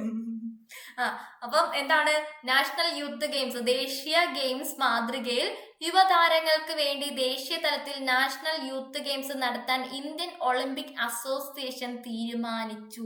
ഓക്കെ, അപ്പൊ ഇന്ത്യൻ ഒളിമ്പിക്സ് അസോസിയേഷൻ ആണ് എന്ത് നടത്താൻ പോകുന്നത്? ദേശീയ ഗെയിംസ് യുവതാരങ്ങൾക്ക് വേണ്ടി നടത്താൻ പോകുന്നത്. നമ്മുടെ ഒളിമ്പിക്സ് അസോസിയേഷന്റെ പ്രസിഡന്റ് ആരാണ്? ഇന്ത്യൻ ഒളിമ്പിക് അസോസിയേഷന്റെ പ്രസിഡന്റ് PT ഉഷ. ആരാണ്? PT ഉഷയാണ്. അപ്പൊ PT ഉഷയുടെ നേതൃത്വത്തിൽ അഹമ്മദാബാദിൽ ചേർന്ന നമ്മുടെ ഇന്ത്യൻ ഒളിമ്പിക് അസോസിയേഷന്റെ ജനറൽ ബോഡി മീറ്റിംഗിലാണ് ഈ ഒരു കാര്യം തീരുമാനത്തിലായത് കേട്ടോ. അപ്പൊ അടുത്ത വർഷം ആദ്യം എവിടെയാണ്? മേഘാലയയിലാണ് ദേശീയ ഗെയിംസ് നിശ്ചയിച്ചിരിക്കുന്നത്. അപ്പൊ നമുക്ക് എന്തൊക്കെ കിട്ടി? ദേശീയ ഗെയിംസ് മാതൃകയിൽ യുവതാരങ്ങൾക്ക് വേണ്ടി ദേശീയ തലത്തിൽ ഒരു നാഷണൽ യൂത്ത് ഗെയിംസ് നടത്താൻ പോവുകയാണ്. ഓക്കെ, അപ്പൊ നാഷണൽ യൂത്ത് ഗെയിംസ് നടത്തുന്നത് ആരാണ്? ഇന്ത്യൻ ഒളിമ്പിക് അസോസിയേഷൻ ആണ്. ആരാണ് ഇന്ത്യൻ ഒളിമ്പിക് അസോസിയേഷന്റെ president? PT Usha. Okay, PT Usha. Clear ആണല്ലോ? ഇനി എവിടെയാണ് നടക്കാൻ പോകുന്നത്? മേഘാലയയിലാണ് അടുത്ത ദേശീയ ഗെയിംസ് നിശ്ചയിച്ചിരിക്കുന്നത്. ഓക്കെ, അതിന് മുന്നോടിയായിട്ടാണ് നമ്മൾ യൂത്ത് നാഷണൽ ഗെയിംസ് നടത്താൻ തീരുമാനിച്ചിരിക്കുന്നത്. യൂത്ത് ഗെയിംസിന്റെ മുന്നോടിയായിട്ട് കേട്ടോ. അപ്പൊ 39ാമത്തെ ദേശീയ ഗെയിംസ് മേഘാലയയിലാണ്. ആ നടക്കുന്നതിന് മുന്നോടിയായിട്ടായിരിക്കും നമ്മുടെ യൂത്ത് ഗെയിംസ് നടക്കുക. അത്രേ അറിഞ്ഞു വെച്ചാൽ മതി. ക്ലിയർ ആണോ? ഇത്രയും ക്ലിയർ ആണോ? Yes, clear. സഞ്ചാരിക്ക് അസുഖം നാസയുടെ ഒഴിപ്പിക്കൽ വിജയം. എന്താണ്? അന്താരാഷ്ട്ര ബഹിരാകാശ നിലയത്തിൽ കഴിവേ അസുഖം ബാധിച്ച് സഞ്ചാരി ഉൾപ്പെടെ 4 പേർക്ക് സുരക്ഷിതമായിട്ട് ഭൂമിയിൽ എത്തിച്ചു. നമ്മൾ നേരത്തെ പറഞ്ഞ കാര്യം തന്നെ. എന്താണ്? അന്താരാഷ്ട്ര ബഹിരാകാശ നിലയത്തിൽ ISS-ൽ കഴിഞ്ഞ ആ പറയുന്ന സഞ്ചാരിക്ക് എന്താണ്? അസുഖം വന്നു. അസുഖം വന്നപ്പോൾ വേഗം ഒന്ന് തിരിച്ചെത്തിച്ചു. അതാണ് മെഡിക്കൽ ഒഴിപ്പിക്കൽ എന്ന് പറയുന്നത്. ചരിത്രത്തിൽ ആദ്യത്തെ മെഡിക്കൽ ഒഴിപ്പിക്കൽ ദൗത്യമാണ് ക്രൂ 11 കേട്ടോ. ചരിത്രത്തിലെ ആദ്യത്തെ മെഡിക്കൽ ഒഴിപ്പിക്കൽ ദൗത്യമാണ് ക്രൂ 11 എന്ന് പറയുന്നത്. ഓക്കെ, ക്ലിയർ ആണോ? ആ ഒരു പോയിന്റ് മാത്രം അറിഞ്ഞു വെച്ചാൽ മതി.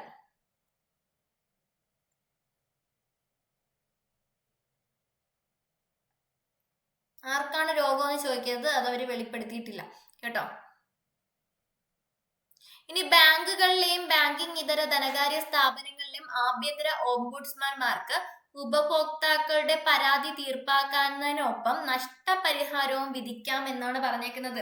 നിങ്ങൾ ആരെങ്കിലും, നിങ്ങളുടെ അമ്മമാരോ ബന്ധുക്കളോ ആരെങ്കിലും സഹകരണ ബാങ്കിൽ പൈസ കൊണ്ടിട്ടിട്ടുണ്ടോ? അറിയുന്ന ആരെങ്കിലും പൈസ കൊണ്ടിട്ടിട്ടുണ്ടോ? ഇല്ല. നല്ല കാര്യം. സഹകരണ ബാങ്ക് പലയിടത്തും പൂട്ടിക്കെട്ടുകയാണ്. നിങ്ങൾ അറിഞ്ഞോ? ഇട്ടവർക്കൊക്കെ മുട്ടം പണിയായി. ഇപ്പൊ എൻ്റെ ഒരു ഫ്രണ്ടിന്റെ അമ്മ 10 ലക്ഷം രൂപ കൊണ്ടിട്ടു, സാധനം പോയി. നമുക്ക് പൈസ ഇല്ല, പിന്നെ നമ്മളെങ്ങനെ കൊണ്ടിടാനല്ലേ? ഓക്കെ, നെയ്ബർ ഇട്ടിട്ടുണ്ട്. അപ്പം ഇട്ടിട്ടുള്ളവരൊക്കെ അറിയുന്നവരുണ്ടെങ്കിൽ പയ്യെ അവരോട് സേഫ് ആയിട്ട് നല്ല വല്ല ബാങ്കിലും കൊണ്ട് ഇടാൻ പറയുക. കാരണം പൈസ പോയി കഴിഞ്ഞിട്ട് പറഞ്ഞിട്ട് വല്ല കാര്യമുണ്ടോ? 10 ലക്ഷം കുറേച്ചായിട്ട് കൊണ്ടിട്ടതാ, പക്ഷെ 10 ലക്ഷം പോയി. ഇപ്പൊ വയസ്സായി, അവർക്കൊരു 10-70 വയസ്സുണ്ട്. 70 വയസ്സുള്ള അവർക്ക് കയറി ഇറങ്ങി നടക്കാൻ പറ്റുമോ? അവരിപ്പം മക്കളോട് പറഞ്ഞേക്കുന്നത് നിങ്ങളെങ്കിലും കയറി ഇറങ്ങി മേടിക്കണോന്നാണ്. പക്ഷെ കിട്ടിയാ കിട്ടി. വീടിന്റെ ആധാരം കോപ്പറേറ്റീവ് ബാങ്കിലാണ്. ആധാരം കുഴപ്പമില്ല, അവര് രക്ഷപ്പെടും കേട്ടോ. ഈ ഇറക്കി വിടാനുള്ള വകുപ്പില്ലല്ലോ ഇപ്പം. ഇതാണ് സഹകരണ ബാങ്ക് പൂട്ടിപ്പോകുന്നതിന്റെ ഏറ്റവും പ്രധാനപ്പെട്ട കാര്യം. ഇപ്പൊ എന്തോ ഇറക്കി വിടാനുള്ള എന്തോ വഴിയില്ല, ജപ്റ്റ് ചെയ്യാനൊന്നും പറ്റത്തില്ല.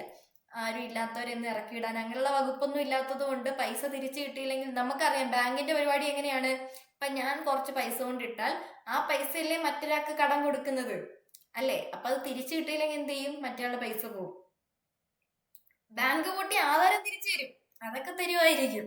ഓക്കെ, അതൊന്നും പരിപാടിയൊന്നും എനിക്ക് അറിഞ്ഞൂടാ. എന്തായാലും ഞാൻ പറഞ്ഞതേ ഉള്ളൂ. ഇപ്പൊ ബാങ്കിന്റെ കാര്യം വന്നപ്പോ റിലേറ്റ് ചെയ്ത് പറഞ്ഞതാ കേട്ടോ. അപ്പൊ ബാങ്കുകളിലെയും ബാങ്കിങ് ഇതര ധനകാര്യ സ്ഥാപനങ്ങളിലെയും ആഭ്യന്തര ഓംബുഡ്സ്മാനിന് എന്ത് ചെയ്യാം? പരാതി കേൾക്കുക മാത്രമല്ല നഷ്ടപരിഹാരവും വിധിക്കാം എന്നാണ് പറയുന്നത്. അപ്പൊ ബാങ്കിങ് ഓംബുഡ്സ്മാൻ നമ്മുടെ സിലബസിലുള്ളതാ, ബാങ്കിന്റെ ഏരിയയിലുള്ളതാ. കണ്ടിട്ടുണ്ടോ എവിടെങ്കിലും സിലബസില്? ബാങ്കിങ് ഇൻസ്റ്റിറ്റ്യൂഷൻ, എക്കണോമിക് ഇൻസ്റ്റിറ്റ്യൂഷൻ എന്ന് പറഞ്ഞൊരു സിലബസിന്റെ ഭാഗമില്ലേ? ആ ഭാഗത്ത് വരുന്നതാണ്. അപ്പൊ അതിൽ നിന്ന് എന്തെടുത്ത് വെച്ച് പഠിക്കണം? ബാങ്കിങ് ഓംബുഡ്സ്മാനെ ഒന്ന് വായിച്ചു വിട്ടേക്കുക കേട്ടോ. ഒരു തവണയല്ലേ പത്രത്തിൽ വന്നുള്ളൂ, അതുകൊണ്ട് ജസ്റ്റ് വായിച്ചു വിട്ടാൽ മതി. റിപ്പീറ്റ് ആയിട്ട് വരുവാണെങ്കിൽ ഉറപ്പായിട്ട് പഠിക്കണം.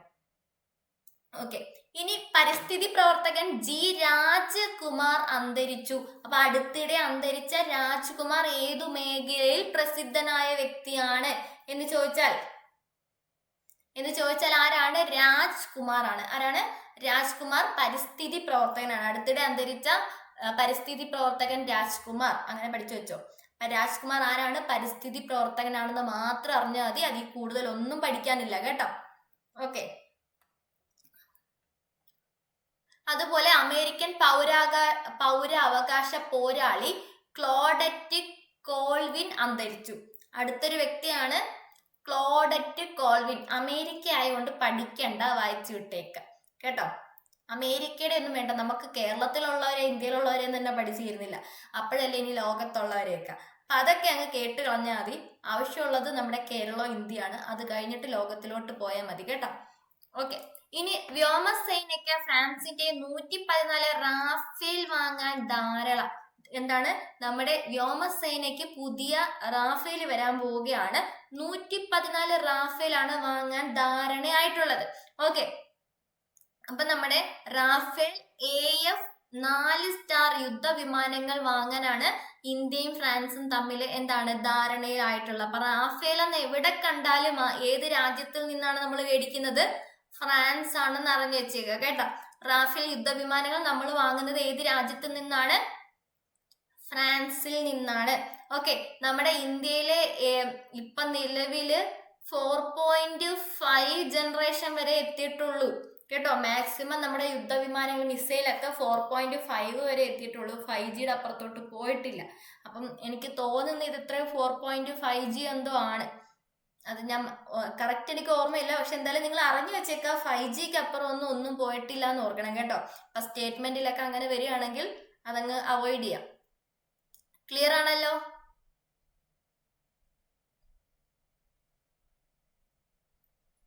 യെസ്. ഇനി നമ്മുടെ കാലിഫോർണിയയിൽ നിന്നൊരു പരിണാമ കഥ. ഇരുണ്ട കണ്ണുള്ള ജുങ്കോ പക്ഷികൾ കാലിഫോർണിയ സർവകലാശാലയുടെ മുക്കും മൂലയും കൈയടക്കി പാട്ടുപാടി തകർക്കാൻ തുടങ്ങിയിട്ട് കുറച്ചധികം കാലമായി. ഈ പക്ഷികൾ COVID-19 കാലത്ത് ഒരു പരിണാമ ചക്രത്തിന് തന്നെ വിധേയമായതാണ് എന്നാണ് പുതിയ പഠനം പറയുന്നത് കേട്ടോ. അപ്പൊ അടുത്തിടെ എന്താണ് പരിണാമത്തിന് വിധേയമായിട്ടുള്ള ഒരു പക്ഷിയാണ് ഏതെന്ന് പറയുന്നത് ഈ ഒരു പക്ഷി. നിങ്ങൾ ആ PDF കണ്ടിട്ടുണ്ടെങ്കിൽ നോക്കിയാൽ മതി. അപ്പൊ എന്താണ് ആ പക്ഷിയുടെ പേര്? ജുങ്കോ പക്ഷി. എന്താണ്? ജുങ്കോ പക്ഷി. എവിടെയാണ്? അമേരിക്കയിലാണ്. അമേരിക്കയിലെ കാലിഫോർണിയ സർവകലാശാലയിലാണ് ഈ ഒരു പക്ഷി. അപ്പൊ COVID-19 സമയത്ത് പരിണാമത്തിന് വിധേയമായതാണ് എന്നാണ് പറഞ്ഞാൽ മതി. ഓക്കെ, അത്ര അറിഞ്ഞു വെച്ചാൽ മതി. ഇരുണ്ട കണ്ണുണ്ട്. പിന്നെ എന്താണ്? മലമുകളിൽ മാത്രമാണ് കാണപ്പെടുന്നത്. വിത്തുകളും പ്രാണികളെയൊക്കെ തിന്നാണ് ഇത് ജീവിച്ചുകൊണ്ടിരുന്നത്. കാലാവസ്ഥാ വ്യതിയാനം കാരണം മലമുകളിലെ വാസസ്ഥലങ്ങളൊക്കെ നഷ്ടപ്പെട്ടു തുടങ്ങിയപ്പം ഇവ എങ്ങോട്ട് വന്നു? നഗരപ്രദേശത്തിലോട്ട് വന്ന് അതിജീവിക്കാൻ തുടങ്ങി. ഇപ്പൊ സിറ്റിയിലാണ് താമസം, ഗ്രാമത്തിലും ഇവിടെ ഒന്നുമല്ല. ഓക്കെ, ക്ലിയർ ആണോ? പാവം.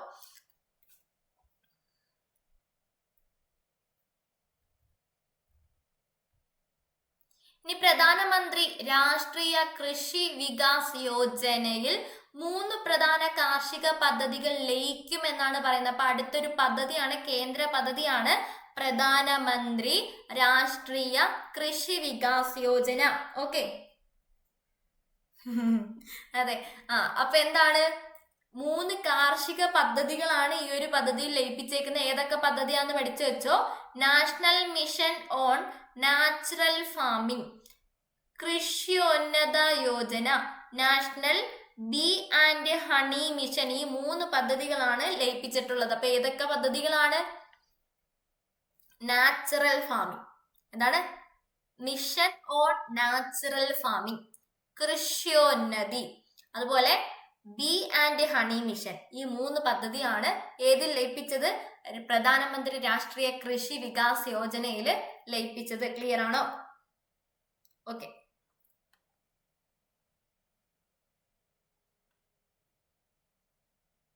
ഇപ്പൊ നിങ്ങളോട് ബഹിരാകാശത്തെ ആദ്യത്തെ ജീവൻ രക്ഷാ ദൗത്യമെന്നോ ബഹിരാകാശത്തെ ആദ്യത്തെ മെഡിക്കൽ ഒഴിപ്പിക്കൽ എന്നോ ഒക്കെ പറഞ്ഞ ക്രൂ 11 എന്ന് പഠിച്ചു വെച്ചേക്കണം കേട്ടോ. എങ്ങനെ ചോദിച്ചാലും സാധനം മനസ്സിലായല്ലോ.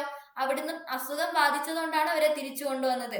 അപ്പൊ അത് എങ്ങനെ വേണേലും ചോദിക്കാം. ശൈലില്ല, ആ ഒരു ശൈലി കുടി ഇറക്കിയെന്നോ എന്തെങ്കിലും അവിടുന്ന് പുറത്താക്കിയെന്നോ എങ്ങനെ വന്നാലും നിങ്ങൾ മനസ്സിലാക്കുക. എന്താണ്? ദൗത്യം തീരുന്നതിന് മുമ്പ് പറഞ്ഞു വിട്ടതാണ് ക്രൂ 11. എന്താ കാരണം? അസുഖം ബാധിച്ച. അപ്പൊ നമുക്ക് എന്താ പറയാം? അപ്പൊ ഇതിനെ ജീവൻ രക്ഷ, ആദ്യത്തെ ജീവൻ രക്ഷാ ദൗത്യമെന്നും ആദ്യത്തെ മെഡിക്കൽ ഒഴിപ്പിക്കൽ എന്നൊക്കെ അതിനെ വിശേഷിപ്പിക്കാം. അത് മറന്നുപോയത് അറിഞ്ഞു വെച്ചേക്കാം. ഇനി ചരിത്രത്തിലെ അല്ലെങ്കിൽ നമ്മുടെ രാജ്യത്തിലെ അവസാനത്തെ രാജവംശം ഇറാനിലാണേ.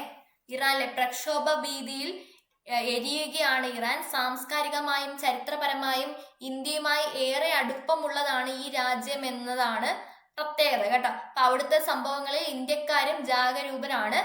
റിസ പഹ്ലവി എന്ന പേരും പ്രക്ഷോഭകരിൽ ചിലർ പറയുന്നുണ്ട്. ഇറാനിലെ നിലവിലെ ഭരണകൂടത്തിന്റെ ഏറ്റവും വലിയ വിമർശകരിൽ ഒരാളാണ് റിസ. ഓക്കെ, അപ്പം ഒരിക്കൽ ഇറാന്റെ രാജകുമാരനായിരുന്നു അദ്ദേഹം.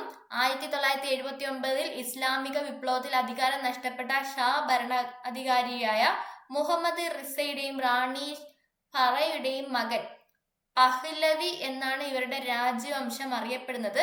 അപ്പം ഒരു കൂട്ടം സൈനിക അട്ടിമറിയിലൂടെ ഈ രാജവംശം സ്ഥാപിതമായതാണ് കേട്ടോ.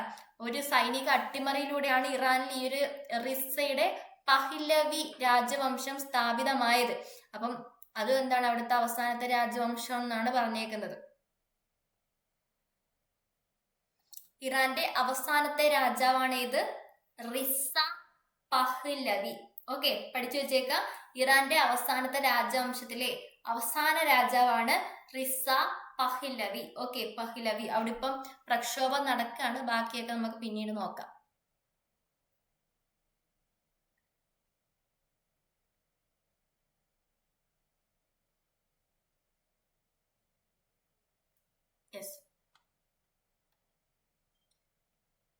ഇനി ആഗോള സുഗന്ധ വ്യഞ്ജന സമ്മേളനം. ഇതുവരെ പറഞ്ഞതൊക്കെ നിങ്ങൾക്ക് ഓക്കെ ആണോ?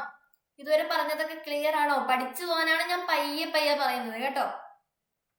അപ്പൊ ആഗോള സുഗന്ധ വ്യഞ്ജന സമ്മേളനം അല്ലെങ്കിൽ ഓൾ ഇന്ത്യ സ്പൈസസ് എക്സ്പോർട്ട് ഫോറത്തിന്റെ വേദി എവിടെയാണ്? കൊച്ചിയാണ്. എത്രാമത്തെയാണെന്നറിയാമോ? 9ാമത്തെയാണ്. 9ാമത്തെ അന്താരാഷ്ട്ര സുഗന്ധ വ്യഞ്ജന സമ്മേളനം അല്ലെങ്കിൽ ഓൾ ഇന്ത്യ സ്പൈസസ് എക്സ്പോർട്ട് ഫോറത്തിന്റെ 9ാമത്തെ അന്താരാഷ്ട്ര സുഗന്ധ വ്യഞ്ജന സമ്മേളനം എവിടെയാണ്? ഓക്കെ നസീർ, ആ നോട്ട് ഞാൻ ഇന്നലെ ഇട്ടു. നോട്ട് ഇന്നലെ ഇട്ടിട്ടുണ്ടായിരുന്നു, കണ്ടില്ലേ?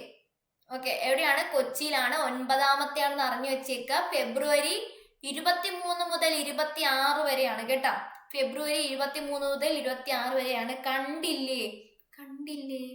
ഡെയിലി CA ഇട്ടിട്ടുണ്ട് കേട്ടോ PDF. ഡെയിലി CAക്കകത്ത് PDF ഇട്ടിട്ടുണ്ട്. കാണാത്തവര് നോക്കിയാൽ മതി. ഓക്കെ, ഇനി നമ്മള് വീക്ക്ലി മാഗസിൻ നിങ്ങൾക്ക് സന്ധ്യ മിസ്സോ തസ്നി മിസ്സോ ഇന്ന് വന്നിട്ട് ഒരു 8 മണിയൊക്കെ ആകുമ്പോഴത്തേക്ക് എടുത്തു തരും കേട്ടോ. ഇനി ഞാൻ പ്രീവിയസ് മന്ത് ആണ് എടുക്കാനായിട്ട് പോകുന്നത്. നമ്മൾ ഡെയിലി കറണ്ട് അഫയേഴ്സ് കഴിഞ്ഞു. ഇത്രേ ഉള്ളൂ നമ്മുടെ ജനുവരി 14, 15, 16 തീയതികളിൽ പഠിക്കാനായിട്ട്. ഇത്രയും ക്ലിയർ ആണോ? ഓക്കെ ആണോ? സെറ്റ് ആണോ? യെസ്, നമുക്ക് 7 മണിക്ക് യൂട്യൂബിൽ ക്ലാസ് പറഞ്ഞിട്ടുണ്ടായിരുന്നു. അത് ഞാനൊന്ന് 7:30 ആക്കിക്കോട്ടെ. 7:30ക്കാണ് പറഞ്ഞിരിക്കുന്നത്. യെസ്, 7:30ക്ക് യൂട്യൂബിൽ ഡെയിലി കറണ്ട് അഫയേഴ്സ് ക്ലാസ് ഉണ്ട്. അപ്പം ഒന്നുകൂടെ റിപ്പീറ്റ് ചെയ്ത് കേൾക്കണമെങ്കിൽ, ഡെയിലി കറണ്ട് അഫയേഴ്സ് ഒന്നുകൂടെ കേൾക്കണമെങ്കിൽ അവിടെ വന്നിരുന്നോ. ഡെയിലി CA മാത്രമേ അവിടെ എടുക്കത്തുള്ളൂ. അപ്പം ഒന്നുകൂടെ റിവിഷൻ ആവണം എന്നുണ്ടെങ്കിൽ നിങ്ങൾ അവിടെ വന്നിരുന്നാൽ നിങ്ങൾക്ക് അതൊരു റിവിഷൻ ആവും. ഇംഗ്ലീഷിന്റെ ക്ലാസ് ഓപ്പൺ ആവാനെന്ന് പറഞ്ഞാൽ ഞാൻ ക്ലാസ് എടുക്കാനായിട്ട് വന്നപ്പോൾ ആരെയും കണ്ടില്ല. അപ്പോഴത്തേക്ക് ഞാനത് ക്യാൻസൽ ചെയ്തു. കണ്ടാ ഞാൻ വീണ്ടും ക്ലാസ്സിൽ കയറി. അപ്പൊ പ്രീവിയസ് മന്ത് നമുക്ക് പഠിക്കാം. പ്രീവിയസ് മന്തിൽ ഇമ്പോർട്ടന്റ് ആയിട്ടുള്ള ന്യൂസ് ആണ് പറയുന്നത്. നമ്മുടെ UPSCയില് പഠിച്ച് പ്രിലിംസ് എഴുതി, മെയിൻസ് എഴുതി, ഇന്റർവ്യൂ എഴുതിയാലല്ലേ ജോലി കിട്ടത്തുള്ളൂ അല്ലേ? UPSCയുടെ കാര്യം നിങ്ങൾക്ക് അറിയാമോ? UPSCക്ക് പ്രിലിംസ് ഉണ്ട്, മെയിൻസ് ഉണ്ട്, ഇന്റർവ്യൂ ഉണ്ട്. അപ്പം പ്രിലിംസ് പാസ്സായി കഴിഞ്ഞാൽ അയാൾക്ക് കുറച്ച് നോളജ് ഇല്ലേ അല്ലേ? പോട്ടെ, ചക്ക വീണ മുയല് ചത്ത് പ്രിലിംസ് പാസ്സായി. മെയിൻസും പാസ്സായ ആള് നിസ്സാരക്കാരാണോ? UPSCയുടെ മെയിൻസ് പാസ്സായിട്ടുള്ള ആളുകൾ നിസ്സാരക്കാരാണോ? അവർക്ക് നല്ല നോളജ് ഉണ്ടായിട്ടല്ലേ ഒരു മെയിൻസ് പാസ്സാവുന്നത്. പക്ഷെ മിക്ക ആളുകൾ എന്ത് ചെയ്യും? പ്രിലിംസും മെയിൻസും പാസ്സായിട്ട് ഇന്റർവ്യൂവിനങ്ങ് ഫെയിലായി പോകും. മനസ്സിലായോ? നല്ല നോളജ് ഉണ്ട്, പക്ഷെ ആ ഒരു പേഴ്സണാലിറ്റി ടെസ്റ്റ് വരുമ്പോഴത്തേക്ക് ഫെയിലായി പോകും. അങ്ങനെ ഫെയിലായി പോകുന്ന ആളുകളുടെ ലൈഫ് 3 വർഷമാണ് പോയത്. മനസ്സിലായോ? പ്രിലിംസ്, മെയിൻസ്, ഇന്റർവ്യൂ, അത് പഠിക്കാൻ 1 വർഷം, അത് കഴിഞ്ഞിട്ട് പ്രിലിംസ് കഴിഞ്ഞ് 1 വർഷം കഴിഞ്ഞിട്ടാണ് മെയിൻസ്, ഇന്റർവ്യൂ ഒക്കെ വരുന്നത്. അപ്പം ഏകദേശം ഒരു 3 വർഷം ഈ ഒരു എക്സാമിന്റെ പേരിൽ പോയി. പിന്നെ റിപ്പീറ്റ് ചെയ്തുകൊണ്ടിരുന്ന ഈ ആൾക്കാരുടെ എത്ര വർഷങ്ങളാണ് നഷ്ടമാവുന്നത്. അപ്പം ആ ഒരു കാര്യം കണക്കിലെടുത്ത് മെയിൻസ് പാസ്സായിട്ട് ഇന്റർവ്യൂവിന് ഫെയിലായി പോയ ആളുകൾക്ക് മറ്റൊരു ജോലി, അതായത് ഒന്നുകിൽ ഗവൺമെന്റിന്റെ അല്ലെങ്കിൽ പ്രൈവറ്റ് സ്ഥാപനങ്ങളിലെ ഉയർന്ന ജോലി കൊടുക്കാൻ വേണ്ടി കേന്ദ്ര ഗവൺമെന്റ് ഒരു ആപ്പ് വികസിപ്പിച്ചിട്ടുണ്ടായിരുന്നു, അല്ലെങ്കിൽ ഒരു വെബ് പോർട്ടൽ വികസിപ്പിച്ചിട്ടുണ്ടായിരുന്നു. അതിന്റെ പേരെന്താണ്? പ്രതിഭ സേതു. കേരള PSCക്ക് ഉണ്ടായിരുന്നെങ്കിൽ എത്ര നല്ലതായിരുന്നല്ലേ. അപ്പം എന്താണ്? പ്രതിഭ സേതു എന്നാണ് ആ ഒരു പോർട്ടലിന്റെ പേര്. അറിഞ്ഞു വെച്ചേക്ക. അപ്പൊ കാര്യം എന്താന്ന് മനസ്സിലായല്ലോ. ഓക്കെ, കേരള PSCക്ക് ഇങ്ങനെ വല്ലതും ഉണ്ടോ? പ്രിലിംസ് കിട്ടി, മെയിൻസ് കിട്ടിയില്ല. വർഷങ്ങളായിട്ട് പ്രിലിംസ് കിട്ടി, മെയിൻസ് കിട്ടിയില്ല. ഒരു കാര്യമില്ല, വീണ്ടും അടുത്ത എക്സാമിന് വേണ്ടി പഠിക്കാം അല്ലേ? ഓക്കെ, പേടിക്കണ്ട. അങ്ങനെയായ നന്നായിരുന്നു. പേടിക്കണ്ട, അങ്ങനെയൊന്നുമില്ല. ഇപ്പൊ നിങ്ങൾ പ്രിലിംസ് മെയിൻസും ഒക്കെ പാസ്സായി, അല്ല മെയിൻസ് കിട്ടിയില്ല, പ്രിലിംസ് പാസ്സായി, അല്ലെങ്കിൽ ഏതെങ്കിലും ഒരു ലിസ്റ്റിൽ താഴെ വന്നു നിങ്ങൾക്ക് ജോലി കിട്ടിയില്ല, നിങ്ങൾ എന്നും പറഞ്ഞ് മാനസികമായി തളരുകയൊന്നും വേണ്ട. വലിയ വലിയ പ്ലാറ്റ്ഫോമുകളുണ്ടല്ലോ, ആപ്പുകൾ, അതേ കണക്കുള്ള പ്ലാറ്റ്ഫോമുകളിലൊക്കെ ഇതേ കണക്ക് പ്രിലിംസ് പാസ്സായിട്ടുള്ള അല്ലെങ്കിൽ ആ ലിസ്റ്റിൽ വന്നിട്ടുള്ള ആളുകളിലേക്ക് എന്താണ് കണ്ടന്റ് റൈറ്ററായിട്ട് ക്ലാസ് എടുക്കാനായിട്ട് അങ്ങനെയൊക്കെ ഓഫറൊക്കെ വരും. അതുകൊണ്ട് ഒന്നിലും തളരരുത്. നമുക്കുള്ള വഴി എവിടെയെങ്കിലും ഒക്കെ കാണും, അത് കണ്ടെത്തിയാൽ മാത്രം മതി കേട്ടോ. ഓക്കെ, ഇനി രാജ്യം 79ാമത്തെ സ്വാതന്ത്ര്യ ദിനം ആഘോഷിച്ചു എന്നാണ് ഓഗസ്റ്റ് 15, 2025. എത്രാമത്തെ? 79ാമത്തെ സ്വാതന്ത്ര്യ ദിനമാണ് 2025 നമ്മൾ ആചരിച്ചത്. അറിഞ്ഞു വെച്ചേക്കാം. എന്തായിരുന്നു ഇത്തവണത്തെ പ്രമേയം? നവഭാരതം. എന്താണ്? നവഭാരതമായിരുന്നു ഇപ്രാവശ്യത്തെ പ്രമേയം. ഓപ്പറേഷൻ സിന്ധുവിന്റെ വിജയാഘോഷങ്ങളും കൂടെ ഉണ്ടായിരുന്നു. ഓക്കെ, അപ്പൊ അറിഞ്ഞു വെച്ചേക്ക. 2025 ഓഗസ്റ്റ് 15 79ാമത്തെ സ്വാതന്ത്ര്യ ദിനമായിരുന്നു. ഓക്കെ. 12 മിനിറ്റിന്റെ മോദിയുടെ സ്പീച്ച് ഉണ്ടായിരുന്നു. അങ്ങനെ റെക്കോർഡ് സൃഷ്ടിച്ച് അല്ലേ, നമ്മുടെ ഇന്ദിരാഗാന്ധിയുടെ റെക്കോർഡല്ലേ തകർത്തത്. അത് ഇതിനകത്തുണ്ട്, അതുകൊണ്ടാണ് ഞാൻ പറയുന്നത്.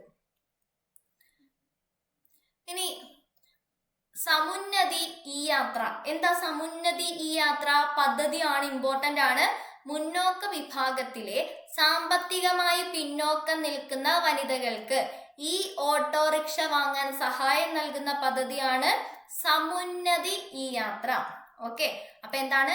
മുന്നോക്ക വിഭാഗത്തിലെ സാമ്പത്തികമായി പിന്നോക്കം നിൽക്കുന്ന വനിതകൾക്ക് ഈ ഓട്ടോറിക്ഷ വാങ്ങാൻ സഹായം നൽകുന്ന പദ്ധതിയാണ് ഏത്? സമുന്നതി ഈ ഓട്ടോ. സ്നേഹയാനോ മാതൃയാനോ ഒക്കെ ഓർമ്മയുണ്ടോ? എന്തായിരുന്നു മാതൃയാനം?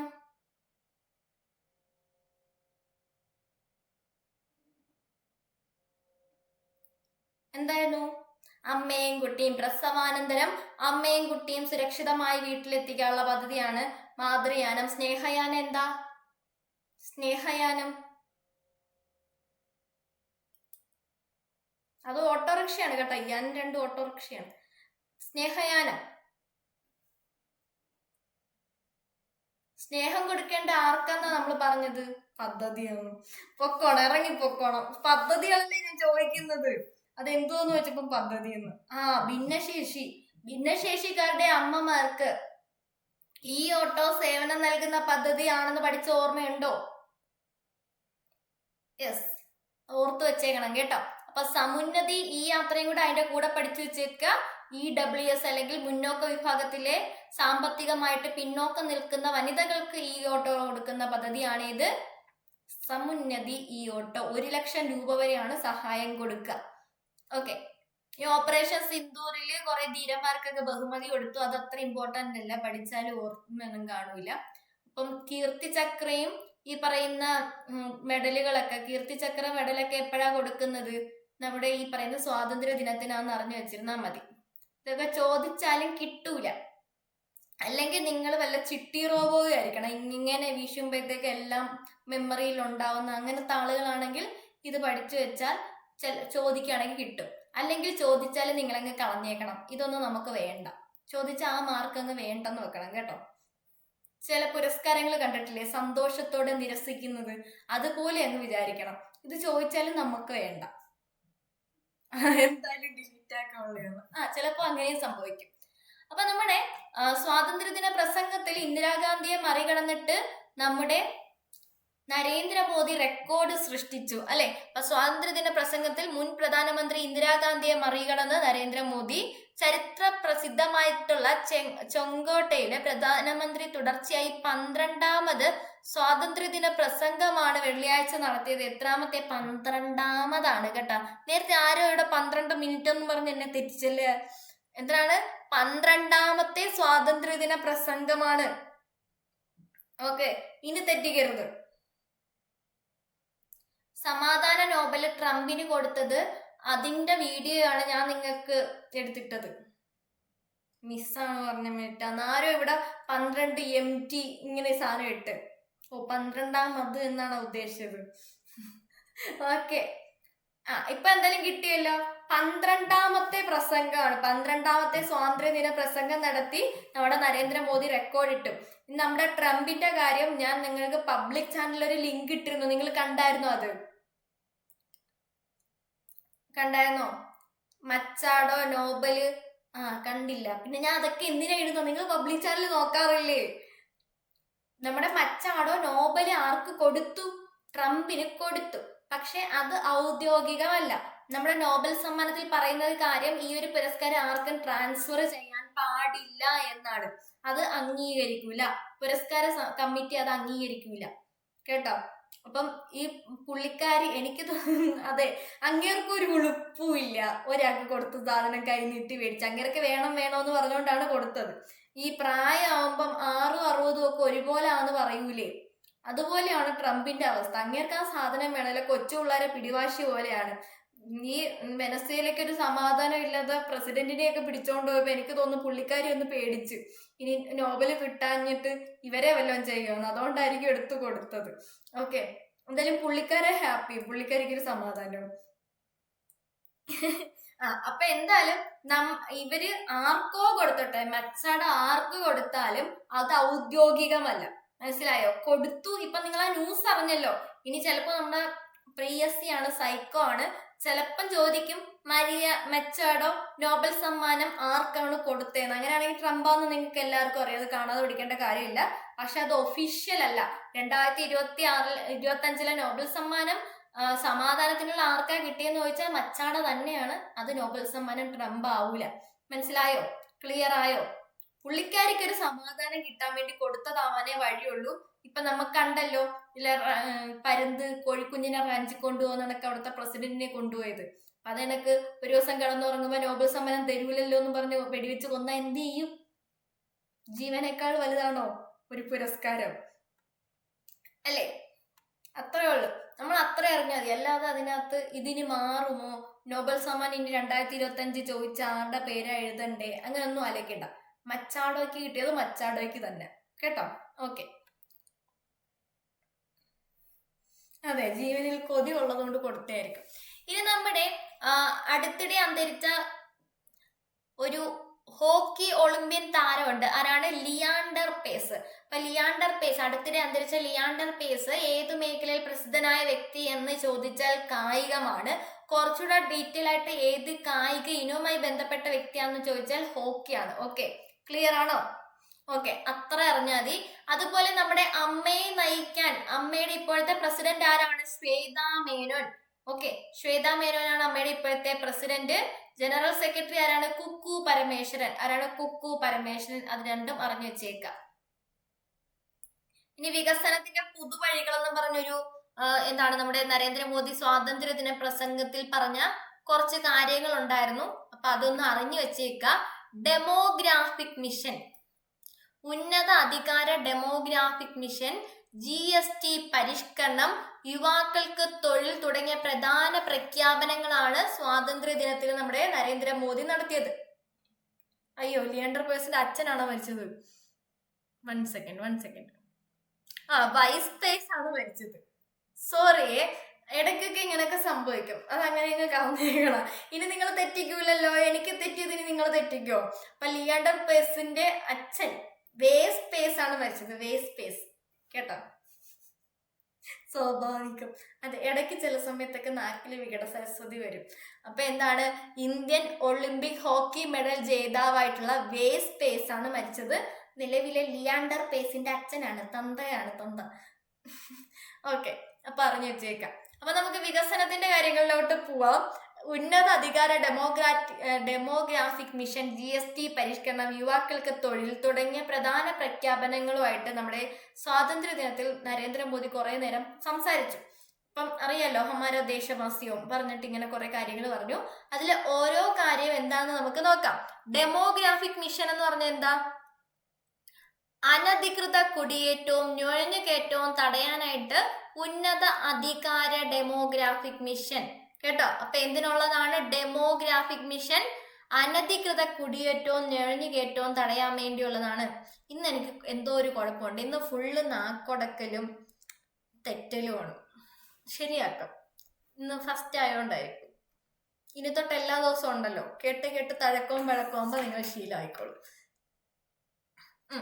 ഇനി അടുത്തത് 3.5 കോടി യുവാക്കൾക്ക് തൊഴിൽ. അടുത്ത എന്താണ്? യുവാക്കൾക്ക് തൊഴിലവസരം നൽകാൻ 1 ലക്ഷം കോടി രൂപയുടെ പ്രധാനമന്ത്രി വികസിത് ഭാരത് റോസ്ഗർ യോജന. പഠിച്ചത് ഓർമ്മയുണ്ടോ? റോസാപ്പൂവായിട്ട് നിൽക്കുന്നത് ആരാണ്?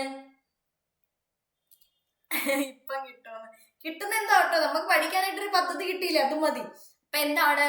പ്രധാനമന്ത്രി റോസ്ഗർ, റോസാപ്പൂവായിട്ട് ഫെബ്രുവരി 14 നിൽക്കുന്നത് ആരാ?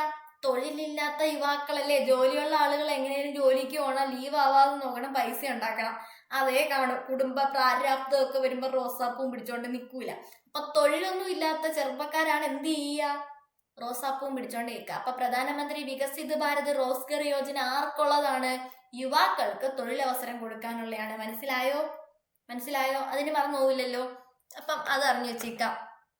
അപ്പൊ ഇതിൽ പറഞ്ഞേക്കുന്നതെന്ന് പറഞ്ഞാല് ഈ പുതിയതായിട്ട് ജോലിക്ക് ചേരുന്ന യുവാക്കൾക്ക് 2 തവണയായിട്ട് 15,000 രൂപ വരെയും തൊഴിൽദായകരായിട്ടുള്ള കമ്പനികൾക്ക് ഓരോ തൊഴിലവസരത്തിന് 3,000 രൂപ വരെയും ഇൻസെന്റീവ് നൽകുമെന്നൊക്കെയാണ് പറയുന്നത്. ആരെങ്കിലും ഒക്കെ തൊഴിലിന് കയറിയോ? നസീർ എവിടെ? നസീർ പോയല്ലേ? ഓക്കെ, കയറുമ്പോ വല്ലതൊക്കെ കിട്ടുന്നുണ്ടോ എന്ന് പറയണേ. അടുത്ത PM ധന്യധാന്യ കൃഷി യോജന, പ്രധാനമന്ത്രി ധന്യധാന്യ കൃഷി യോജന. പേരിൽ തന്നെ ഉണ്ടല്ലോ, എന്താ പറഞ്ഞേക്കുന്നത്? ധന്യധാന്യ. അപ്പൊ എന്താണ്? കൃഷിയായിട്ട് ബന്ധപ്പെട്ടായിരിക്കും അല്ലേ? അപ്പൊ എന്താണ്? രാജ്യത്തിലെ പിന്നോക്കം നിൽക്കുന്ന 100 കാർഷിക ജില്ലകൾക്ക് PM ധന്യധാന്യ കൃഷി യോജന പ്രഖ്യാപിച്ചു. അപ്പൊ എന്താണ്? രാജ്യത്ത് പിന്നോക്കം നിൽക്കുന്ന ജില്ലകൾക്ക് മാത്രമേ ഉള്ളൂ. അപ്പം രാജ്യത്ത് ഏറ്റവും പിന്നോക്കം നിൽക്കുന്ന 100 കാർഷിക ജില്ലകൾക്ക് PM ധന്യധാന്യ കൃഷി യോജന. ഓക്കെ, ബജറ്റിൽ പറഞ്ഞതാണ്. ഇനി സുദർശൻ ചക്ര എന്താണ്? അടുത്ത ഹോട്ട് ടോപ്പിക്ക് വരുന്നുണ്ട് ഫെബ്രുവരി. അടുത്ത ബജറ്റ് പഠിക്കണ്ടേ നമുക്ക്?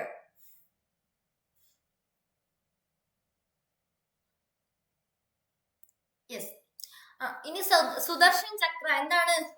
രാജ്യത്തിന് സംരക്ഷണ കവചം ഒരുക്കാൻ തദ്ദേശീയമായ വ്യോമ പ്രതിരോധ സംവിധാനം സുദർശൻ ചക്രയും നമ്മുടെ പ്രഖ്യാപനത്തിലുണ്ട്. രാജ്യത്തിന് സംരക്ഷണ കവചം ഒരുക്കാനായിട്ടുള്ള വ്യോമ പ്രതിരോധ സംവിധാനം, അതാണ് എന്ത്?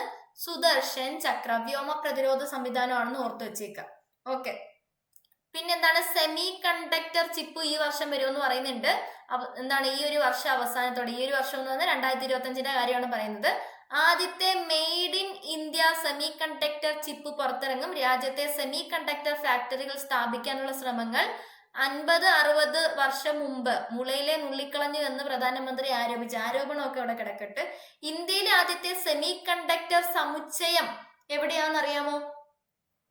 മുളയിലെ നുള്ളിക്കളഞ്ഞെന്നൊക്കെയാണ് പറയുന്നത്. പക്ഷെ ഇന്ത്യയിലെ ആദ്യത്തെ സെമി കണ്ടക്ടർ സമുച്ചയം വന്നത് ചണ്ഡീഗഡിലാണ്. ഏത് വർഷം എന്നറിയാം? 1980. ഓക്കെ, 1980 ചണ്ഡീഗഡിൽ ആദ്യത്തെ സെമി കണ്ടക്ടർ സമുച്ചയം വന്നിട്ടുണ്ടായിരുന്നു. ഇപ്പം AI ഒക്കെ വന്നപ്പോ ഇത് കൂടുതൽ ആവശ്യമായിട്ട് വന്നപ്പോൾ അത് കൂടുതൽ ഡെവലപ്പ് ചെയ്യുന്നേ ഉള്ളൂ. ഓക്കെ, അപ്പം അത് അറിഞ്ഞു വെച്ചേക്ക്. ഇതിനകത്ത് പറഞ്ഞേക്കുന്ന ഒരു ഫാക്റ്റ് ആണ്. ഇനി ജൈവ ഉന്നതി എന്താണ്? പരമ്പരാഗതമായി ജൈവ കൃഷി ചെയ്യുന്ന പ്രദേശമാണ് അട്ടപ്പാടി.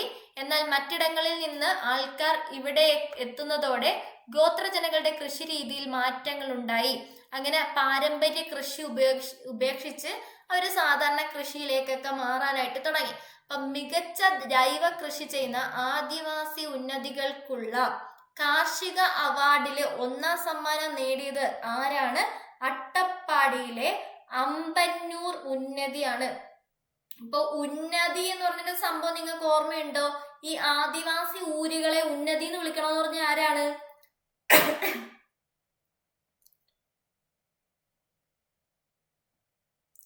കെ രാധാകൃഷ്ണൻ. നമ്മൾ ഇവിടുന്ന് പോയ ഒരു മന്ത്രി ഉണ്ടായിരുന്നല്ലോ, പുള്ളിക്കാരനല്ലേ പോയതിനു മുമ്പ് പറഞ്ഞത് ഇനി ആദിവാസി ഊര് എന്ന് പറയരുത്, ആദിവാസി ഉന്നതി എന്ന് പറയണമെന്ന് അല്ലെ? ഊര് മാറ്റി ഉന്നതി ആക്കിയത് കെ രാധാകൃഷ്ണനാണ്. അപ്പൊ നമ്മുടെ സംസ്ഥാന കാർഷിക അവാർഡിൽ 1ാം സ്ഥാനം നേടിയത് ആരാണ്? അമ്പന്നൂർ ഉന്നതിയാണ്. അട്ടപ്പാടിയിലെ അമ്പന്നൂർ ഉന്നതിയാണ് മികച്ച ജൈവ കൃഷി ചെയ്യുന്ന ആദിവാസിക്കുള്ള പുരസ്കാരം, ആദിവാസി ഊരിനുള്ള പുരസ്കാരമാണ് കൊടുത്തത് കേട്ടോ. ഓക്കെ, ക്ലിയർ ആണല്ലോ? അമ്പന്നൂർ. മറ്റേ ബായാണ് റബ്ബറിന്റെ അല്ലേ ഇതായിട്ടിട്ട് താഴെ ഇച്ച എഴുതുന്ന അങ്ങനത്തെ സാധനം വരുന്ന അങ്ങനത്തെ സാധനം. ഓക്കെ, അത് കുഴപ്പമില്ല, ഓപ്ഷൻ കാണും, ഓപ്ഷനിൽ നിന്ന് നോക്കിയാൽ മതി. അപ്പൊ നമ്മുടെ സ്വാതന്ത്ര്യദിനത്തിന്റെ പ്രമേയം എന്തെന്നാ പറഞ്ഞത്? അത് തന്നെ, നസീറ ഇപ്പൊ എഴുതിയതാണേ. അമ്പന്നൂർ, നസീറയും നാനോക്കുട്ടിയും എഴുതി. യെസ്. സ്വാതന്ത്ര്യദിന പ്രമേയം നവഭാരതം. എന്താണ്? നവഭാരതം ആണെന്ന് വരുത്. ഇനി സ്ത്രീകൾക്ക് സൗജന്യ ബസ് യാത്ര അനുവദിച്ച സ്ത്രീ ശക്തി എന്ന പദ്ധതി നടപ്പിലാക്കിയത് ഏത് സംസ്ഥാനമാണ്? ആന്ധ്രാപ്രദേശ്. സ്ത്രീ ശക്തി, ആന്ധ്രാപ്രദേശ്. സ്ത്രീകൾക്ക് സൗജന്യ ബസ് യാത്ര അല്ലെ? ഇതേ കണക്കൊരു പദ്ധതി വേറൊരു സ്ഥലത്തുണ്ടായിരുന്നല്ലോ. ശക്തിയാണെങ്കിൽ കർണാടക, സ്ത്രീ ശക്തി ആന്ധ്രാപ്രദേശ്, ശക്തി പദ്ധതി കർണാടക. കേരളത്തിൽ എന്താ ചെയ്തത്? കേരളത്തിൽ എന്തെങ്കിലും ചെയ്തോ?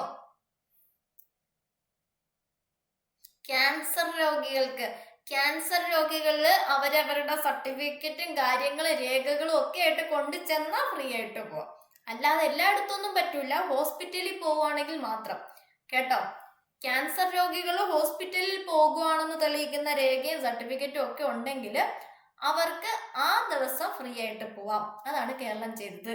അല്ലാതെ ഹെൽമെറ്റ് ഇല്ലാതെ ഫൈൻ അടിക്കും, 3 പേര് പോയാൽ ഫൈൻ അടിക്കും, അങ്ങനെയുള്ള കാര്യങ്ങളെ കേരളത്തിൽ ചെയ്യാൻ പറ്റൂ, അല്ലാതെ വേറെ ഒന്നുമില്ല. പിന്നെ വേറെ ഏതോ ഒരു മലപ്പുറത്തിൽ ഏതോ ഒരു സ്ഥലം നമ്മൾ പഠിച്ചായിരുന്നല്ലോ, അത് നിങ്ങൾക്ക് ഓർമ്മയുണ്ടോ?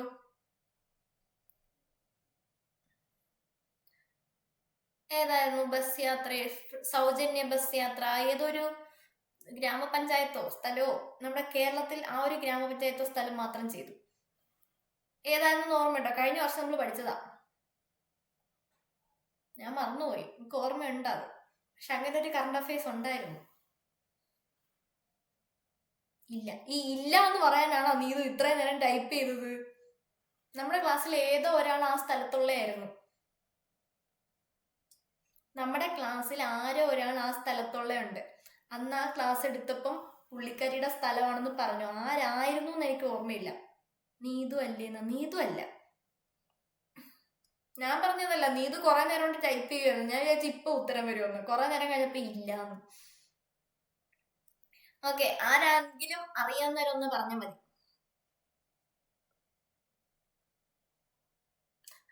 ഷീബസ്, പെരുവള്ളൂർ പഞ്ചായത്തിലെ ഷീബസ് എന്ന വലിയ സ്വപ്നം പൂവണിഞ്ഞു. പഞ്ചായത്ത് പരിധിയിൽ ഇന്നു മുതൽ സ്ത്രീകൾക്ക് ഷീബസിൽ സൗജന്യമായി യാത്ര ചെയ്യാം. ഓക്കെ, അപ്പൊ ഷീബസ് അറിഞ്ഞാൽ മതി. സ്ത്രീകൾക്ക് സൗജന്യ ബസ് യാത്ര അനുവദിച്ചത് എവിടെയാണ്? പെരുവള്ളൂർ. ഇത് ഏത് ജില്ലയാണ് ഞാനോ കുട്ടിനെ? പെരുവള്ളൂർ, മലപ്പുറം. യെസ്, മലപ്പുറമാണ്. മലപ്പുറം എനിക്കറിയാമായിരുന്നു. അത് ഏത് ഗ്രാമപഞ്ചായത്താണെന്നാണ് അറിയാതിരുന്നത്. അപ്പൊ അത് പഠിച്ചു വെച്ചേക്കണേ. അപ്പൊ കേരളത്തിൽ ഏതാണ്? പെരുവള്ളൂർ. പെരുവള്ളൂരിൽ എന്താണ്? ഷീബസ്, സ്ത്രീകൾക്ക് സൗജന്യ ബസ് യാത്രയ്ക്കുള്ള ഷീബസ് ഉദ്ഘാടനം ചെയ്തു. ഓക്കെ, അതൊക്കെ നടപ്പിലാക്കുന്നുണ്ടോ? അതൊന്നും അറിഞ്ഞൂടാ. നടപ്പിലാക്കിയില്ലെങ്കിലും നമുക്കതൊന്നും അറിയേണ്ട കാര്യമില്ല, നമുക്ക് പഠിക്കാം. ഇനി അടുത്ത് നമ്മുടെ പോലീസുകാരെ വിളിച്ച് നിങ്ങൾ എന്തെങ്കിലും കംപ്ലൈന്റ് പറയുമ്പോൾ തിരിച്ച് അവർ നല്ല ചീത്ത പറയാറുണ്ട് അല്ലേ? നല്ല രീതിയിൽ എന്തെങ്കിലും പറയുമ്പോൾ തിരിച്ച് നല്ലത് കിട്ടാറുണ്ട്.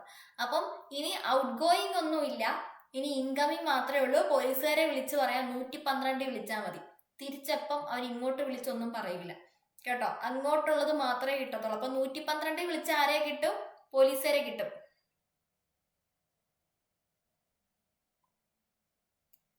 മിസ്സേ, എനിക്കൊരു സെൻട്രൽ ഗവൺമെന്റ് ഫ്രണ്ട് ഉണ്ട്, അവനെ എനിക്ക് മലർത്തി അടിക്കാനുള്ളത് പറഞ്ഞതാന്ന്. ഞാൻ എന്തോന്ന് പറഞ്ഞു തരാൻ? പോലീസിനെ വിളിച്ചിട്ട് പറഞ്ഞു ഒന്ന് മലർത്തി അടിക്കാൻ.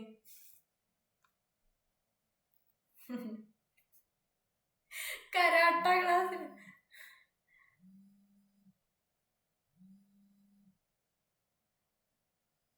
ഓക്കെ, ജോബ് വാങ്ങി കാണിച്ചു കൊടുത്താ മതി. സൗണ്ട് പോയ ഇടയ്ക്കൊരു കോള് വന്നായിരുന്നു. ഇനി അടുത്ത നമ്മുടെ ഡിജിറ്റൽ സാക്ഷരതയിൽ കേരളം നമ്പർ 1 എന്നാണ് കേരളത്തെ സമ്പൂർണ്ണ ഡിജിറ്റൽ സാക്ഷരതാ സംസ്ഥാനമായിട്ട് പ്രഖ്യാപിച്ചത്. ഇമ്പോർട്ടന്റ് ആണ്. ഓഗസ്റ്റ് 21, 2025. ഇമ്പോർട്ടന്റ് ആണ്, നോക്കി വെച്ചോ. കേരളത്തെ സമ്പൂർണ്ണ ഡിജിറ്റൽ സാക്ഷരതയായിട്ട് പ്രഖ്യാപിച്ചത്. ഇലക്ഷനും കൂടെ വരുവാണ്, ചോദ്യം വരും കേട്ടോ. കേരളത്തിന് വന്നിട്ടുള്ള നേട്ടങ്ങളൊക്കെ നോക്കി വെച്ചോ. അപ്പൊ ഡിജിറ്റൽ സാക്ഷരത 2025 ഓഗസ്റ്റ് 21. അതുപോലെ നമ്മുടെ ഇന്ത്യയുടെ സമുദ്ര ദൗത്യത്തിന്റെ പേരെന്തായിരുന്നു?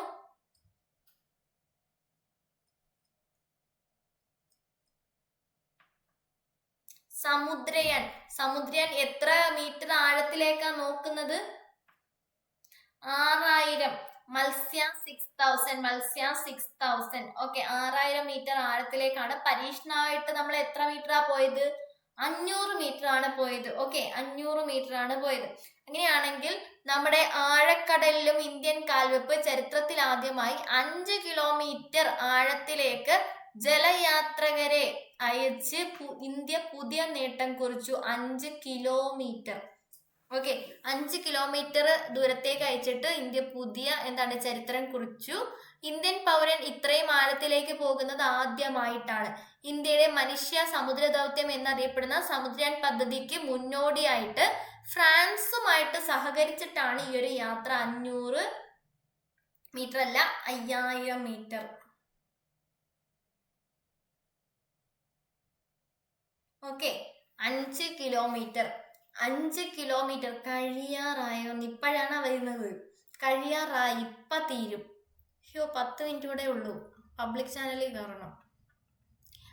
ഇനി അടുത്ത ആദ്യത്തെ ജില്ലാ ജല ബജറ്റ് എവിടെയാണ് അവതരിപ്പിച്ചത്? ആദ്യത്തെ ജില്ലാ ജല ബജറ്റ് കേരളത്തിലാണ്. കേരളത്തിൽ എവിടെയാ? കണ്ണൂര്. കേട്ടോ, കേരളത്തിലെ കണ്ണൂരിലാണ്. അറിഞ്ഞു വെച്ചേക്ക. സംസ്ഥാനത്തെ ആദ്യത്തെ ജല ബജറ്റ് അവതരിപ്പിച്ച എവിടെയാണ്? കണ്ണൂരിലാണ്. ഓക്കെ, അപ്പൊ ഇത്രയും ക്ലിയർ ആണോ നിങ്ങൾക്ക്? ഇത്രയും ഓക്കെ ആണോ? ഓക്കെ, സെറ്റ് അല്ലേ? അപ്പൊ നമ്മുടെ ക്ലാസ് കഴിഞ്ഞിട്ടുണ്ട്. ഇന്നത്തെ കറണ്ട് അഫയേഴ്സ് കഴിഞ്ഞിട്ടുണ്ട്. ആദിശ്രീ എല്ലാം കേട്ട് കഴിഞ്ഞല്ലോ അല്ലേ? അപ്പം എല്ലാവർക്കും good bye, thank you. Okay, അപ്പം ഡെയിലി സിയുടെ ഭാഗം കാണാനായിട്ട് ആദിശ്രീ നേരെ അങ്ങ് യൂട്യൂബിലേക്ക് വന്നാൽ മതി കേട്ടോ. യൂട്യൂബിൽ നമ്മൾ ഡെയിലി സിയുടെ പാർട്ട് എടുക്കും. പ്രീവിയസ് മന്ത് ഇവിടെ കാണത്തുള്ളൂ. പ്രീവിയസ് മന്തും വീക്ക്ലി മാഗസീനും ഒക്കെ ഇവിടെ കാണത്തുള്ളൂ. 8:30-ക്കല്ല, 7:30-ക്ക്. ഇപ്പൊ ഞാൻ കയറും ഒരു 10 മിനിറ്റ്. ഓക്കെ, ഇംഗ്ലീഷ് ക്ലാസ് ഇട്ടില്ല ഞാൻ. ഇംഗ്ലീഷ് ക്ലാസ് ഞാൻ ലൈവ് 4 മണിക്ക് വെച്ചിട്ട് ആരും വന്നില്ല. വരാഞ്ഞതുകൊണ്ട് ഞാനത് ക്യാൻസൽ ചെയ്ത് ഇംഗ്ലീഷ് ക്ലാസ് എടുക്കാനുള്ള മൂടങ്ങ് പോയി. റെക്കോർഡ് എടുത്തിട്ട് ഇന്ന് എനിക്ക് എന്തായാലും എടുക്കാനുള്ള സമയമില്ല. ഓക്കെ, ഇന്ന് വേണ്ട. ഓക്കെ, ഞാൻ ഇനി റെക്കോർഡ് ഇടുന്നുള്ളൂ, ഞാൻ ലൈവ് എടുക്കുന്നില്ല ഇംഗ്ലീഷ്. ഈ സെയിം ക്ലാസ്സിലെ daily C A part, daily C A യൂട്യൂബിൽ വരും. ഡെയിലി സി എ യൂട്യൂബിൽ വരും, ബാക്കിയൊന്നും വരില്ല. ഇപ്പോഴല്ല, 7:30-ക്ക് തുടങ്ങത്തോളൂ. ഓക്കെ, അപ്പൊ എല്ലാവർക്കും ഗുഡ് ബൈ, താങ്ക് യു. യൂട്യൂബിൽ ഇട്ടേക്കാം കേട്ടോ. ഇതിന്റെ റെക്കോർഡ് പ്രൈവറ്റ് ആയിട്ടിടും, ലിങ്ക് ആർക്കും ഷെയർ ചെയ്യരുത്. ഓക്കെ, അപ്പൊ എല്ലാവർക്കും താങ്ക് യു.